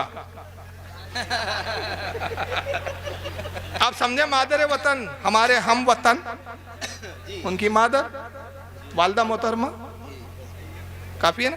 कौन है जो वो गोश्त खा? अच्छा चलो कोई भी मुर्गी का गोश्त कौन खा के आया? चलिए मुर्गी का कौन? उठाइए, शर्माइए मत, मैं इसको समझाने के लिए चीज बोल रहा हूँ, मैं तफरी नहीं कर रहा हूँ। आप उठाए, कौन है जो गोश्त खा के आया? दो चार लोग, सब सब्जी खा के आए हैं क्या? भाई ये हाथ क्यों उठवा रहा हूं मैं? मौलवी की जहालत समझो आप, इसलिए कि मैं इस मजमे की कैफियतों से, हालात से नावाकिफ हूं। मुझे नहीं मालूम कौन खा के आया कौन नहीं खा के आया, वो नबी की शान है, अल्लाह की अता से कि ईसा मसीह कहते तुम क्या खाते हो वो भी मैं जानता हूं, क्या छुपाते हो वो भी मैं जानता हूं, अल्लाह के बताने से, अल्लाह के दिए हुए इल्म से। तो जिस अल्लाह ने ईसा को ये इल्म दिया कि क्या खाए वो भी बताएं, क्या छुपाए वो भी बताएं, वो अल्लाह कितना बाखबर होगा। अब मेरी भी कैफियत क्या है, चूँकि मैं कोई वली नहीं, नबी तो माज़अल्लाह नबी के कदमों के धूल के कंकर के ज़र्रे से छूने वाली शय के बराबर भी नहीं। करोड़ों फारूक मिल जाए तो एक वली के बराबर, गौसे पाक के बराबर नहीं हो सकते। तो साहबी नबी का मकाम तो बहुत अरफा और आला है। मैं एक आम इंसान, मुझे नहीं मालूम कौन खा के आया, नहीं पता, गोश्त खाया या सब्जी खाया मुझे नहीं पता। मैंने कहा अब हाथ उठाओ। हाथ उठे तो तब पता चला कितने खा के आए कितने नहीं खा के आए। हाथ उठा तो पता चला कितने गोश्त खा के आए कितने सब्जी खा के आए। क्या अल्लाह भी बेखबर है कि कहता है हाथ उठाओ? बोलो भाई, ये है कुफरिया अकीदा, ये है इनकी जहालत। जिन लोगों को अभी तौहीद नहीं मालूम वो तबलीग करने चले। पहले तबलीग करने से पहले तौहीद के उसूल और ज़ाब्ते तो समझ लो, पहले जान तो लो। अरे परवरदिगार आलम तो इतना बाखबर है कि दिल में जो हालात चल रहे हैं, मेरे दिल में क्या चल रहा है ये नहीं जानते। ये बाजू बैठे हैं बिल्कुल करीब, सबसे करीब यही मौलाना साहब है। इनके दिल में क्या है मैं नहीं जानता। ये हमारी बेबसी का आलम, हमारे ना जानने का आलम, लेकिन रब कदीर के जानने का आलम। इनके दिल से के हालात से भी वाकिफ, मेरे दिल के हालात से भी वाकिफ, सारी मखलूक के हालात से वाकिफ, ज़मीन की तय में रेंगने वाले कीड़े के दिल में क्या सोच है क्या चल रहा है उससे भी वाकिफ। 50 साल के बाद अल्लाह अगर मुझे हयात दे और आपको हयात दे, 50 साल बाद मैं कहाँ रहूँगा, कहाँ बैठूँगा, किस वक्त कहाँ होऊंगा मुझे नहीं मालूम, रब को मालूम। किस जगह बैठ कर उस वक्त मेरे दिल में क्या ख्याल गुजर रहा परवरदिगार उससे भी वाकिफ, इतना बाखबर। और ऐसे बाखबर खुदा को तुमने कैसा बेखबर बनाया? अल्लाह कहेगा कयामत के दिन हाथ उठाओ, कौन कौन मिलाद मना के आए? मुझे तो पता ही नहीं कौन मिलाद मनाए कौन नहीं मनाए, हाथ उठाओ। अब मजमे में हाथ उठेंगे 1400 साल बाद वाले सारे बरेलियों के हाथ उठेंगे, अल्लाह हम मनाए हम मनाए हम मनाए हम मनाए। अबू बकर सिद्दीक का हाथ नहीं उठेगा। अल्लाह को पता नहीं था अबू बकर ने नहीं मनाया, हाथ नहीं उठाया, तब पता चला अच्छा अबू बकर का नहीं उठा, अबू बकर ने नहीं मनाया। उमर का हाथ नहीं उठा, उस्मान गनी का हाथ नहीं उठा, मौला कायनात अली मुर्तज़ा का हाथ नहीं उठा, आयशा सिद्दीक़ा हसनैन करीमैन का हाथ नहीं उठा, साहबा का नहीं उठा। तो अल्लाह इन सुन्नियों से कहेगा ऐ सुन्नियों तुमने क्यों मनाया मिलाद? कहेंगे अल्लाह आशिक रसूल थे, तेरे नबी से मोहब्बत थी इसलिए मिलाद मनाते थे। फिर अल्लाह अबू बकर से कहेंगे अबू बकर तुमने क्यों नहीं मनाया? अबू बकर कहेंगे क्या करे अल्लाह माफ़ कर दे, नहीं मनाया, क्योंकि हमारे ज़माने में मिलाद था नहीं। समझाना ये चाह रहे। अबू बकर कहेंगे अल्लाह माफ़ कर दे, हमारे ज़माने में मिलाद था नहीं। तो अल्लाह पलट कर बोलेगा, ये जुमले थे उनके, अल्लाह पलट कर बोलेगा कमबख्तो, ये अल्लाह की ज़बान है, ये अल्लाह की ज़बान है। अब पलट कर बोलेगा, भाई पीछे कौन बैठा मैं नहीं जानता, पलट कर देखूंगा तो पता चलेगा। लेकिन रब के लिए न पलटना है, न अगला है, न पिछला है, न दायां है, न बायां है। वो चहतों सिमतों से पाक, वो सिमतों से पाक, वो हुदूदों से पाक, वो लिमिट से पाक। उसके लिए ना अगला है, ना आगे है, ना पीछा है, इन चीज़ों से पाक। लेकिन ये कह रहे नहीं नहीं, अल्लाह को इन्होंने एक इंसान बनाया, इंसान के पैकर में तस्वुर किया, अल्लाह यूँ बैठा है, हाथ उठवाता है, हाथ उठाने के बाद पता चलता है। जिन्होंने नहीं मनाया फिर उनसे पलट कर बोलता है, जिन्होंने मनाया उनसे पलट कर बोलता है कम वक्तो, जो काम मेरे नबी के साहबा ने नहीं किया वो तुमने क्यों किया? तो बहरहाल इसका हम तो जवाब अभी दे चुके हैं। मैं 2-3 जवाब इसके दलील के साथ और दे दूंगा। इस ताल्लुक से 2 मौलाना साहब को और सुन लीजिए आप। अब ये आपके खास फेवरेट मौलवी साहब आ रहे हैं। हाँ, फिर मुझे छोड़ के क्यों चले गए? हजरत फातिमा से पूछो। तारीफ करने की तो जरूरत नहीं, कौन साहब है ये, है ना? बनारसी बाबू, बनारस के नाजायज जवाई है, सुन लीजिए। इसके बाद मुझे बताओ, नबी अकरम के बाद हजरत अबू बकर सिद्दीक का जमाना आया। हजरत अबू बकर सिद्दीक ने 2 साल खिलाफत की। 2 साल कितने? 2 साल। 2 साल में ये 12 रबीउल अव्वल कितनी मरतबा आया होगा? 2 मरतबा। हम अहले हदीस हैं, हमारा कसूर ये है कि हम कोई भी काम तुम्हें करता हुआ देखते हैं उसकी दलील मांगते हैं। मुझे इतना बता दो कि 2 मरतबा ये 12 रबीउल अव्वल आया, हजरत अबू बकर सिद्दीक ने कभी कुमकुमे जलाए, कभी लाइट जलाई, कभी अगरबत्ती जलाई, कभी जलूस निकाला। तुम एक दलील दे दो हजरत अबू बकर से। मेरी उम्र इस वक्त 32 साल है, मैं 32 दिन तक कंटिन्यू जलूस निकाल देता हूं ताकि मेरे हर एक साल के बदले में एक पूरा हो जाए और मैं कफारा अदा कर देता हूं। चलिए, अबू बकर सिद्दीक ने जलूस नहीं निकाला, हम भी जलूस नहीं निकालते। अब फैसला ये मौलवी साहब कह रहे आगे वही, फिर उन्होंने उमर की, उस्मान गनी, वही सब बोली है, वो उतरा सुनाने की ज़रूरत नहीं है, बात आपके समझ में आ गई। तो मौलवी साहब कह रहे हैं कि अबू बकर सिद्दीक ने 2 साल खिलाफत का दौर रहा, नहीं निकाला। हज़रत उमर का 10 साल रहा, नहीं निकाला। उस्मान गनी का 7 साल रहा, उन्होंने नहीं निकाला। हज़रत अली का फिर भी चंद साल रहा, उन्होंने नहीं निकाला। किसी साहबी ने नहीं निकाला। मुझे साहबी से अमल बता दो। कव्वाल है ये, अहले हदीसों का कव्वाल। मैं 32 साल का हूँ। 32 साल का ठोक दिख रहा है ये खबीस, सफेद झूठ बोला। हाँ, कितना बड़ा झूठ बोल रहा है। वो तो अल्लाह का शुक्र है 32 बरस का बाद चले तो अभी दूध के दांत टूटे हैं, मैं तो अभी अम्मा की गोद से आया हूँ। कोई भरोसा नहीं इसका। अभी भी मेरे मुंह से अम्मी के दूध की बू आ रही है। अब ये भी दूध पीना छोड़ा है। 32 साल का है मनुष्य। साहबी ने, हमारा कसूर ये है कि हम दलील मांगते हैं, तुम्हारा कसूर ये नहीं है कि दलील मांगते, कसूर ये है कि तुम्हें मुनाजरे के लिए दावत दी जाती है, तुम भागते हो। सुभान अल्लाह, सुभान अल्लाह। तुम्हें मालूम है कि जब तुम बरेली के सामने बैठोगे तो तुम्हारा पाजामा आगे से गीला पीछे से पीला हो जाएगा। सुभान अल्लाह। बेशक तुम अपनी कौम को उल्लू बेवकूफ बना सकते हो, लेकिन बरेली के मौलाना के सामने तुम नहीं बैठ सकते हो। सारे वाबी जुलूस के दिन 12 रबीउल अव्वल को मैं कहता हूँ एक चिट्ठी बांटें, उस पर 101 नंबर लिखा हो। बोलना भैया बहुत जल्दी है तुम्हारी, ये लो 101 नंबर पे डायल करो। समझ रहे ना, 101 नंबर।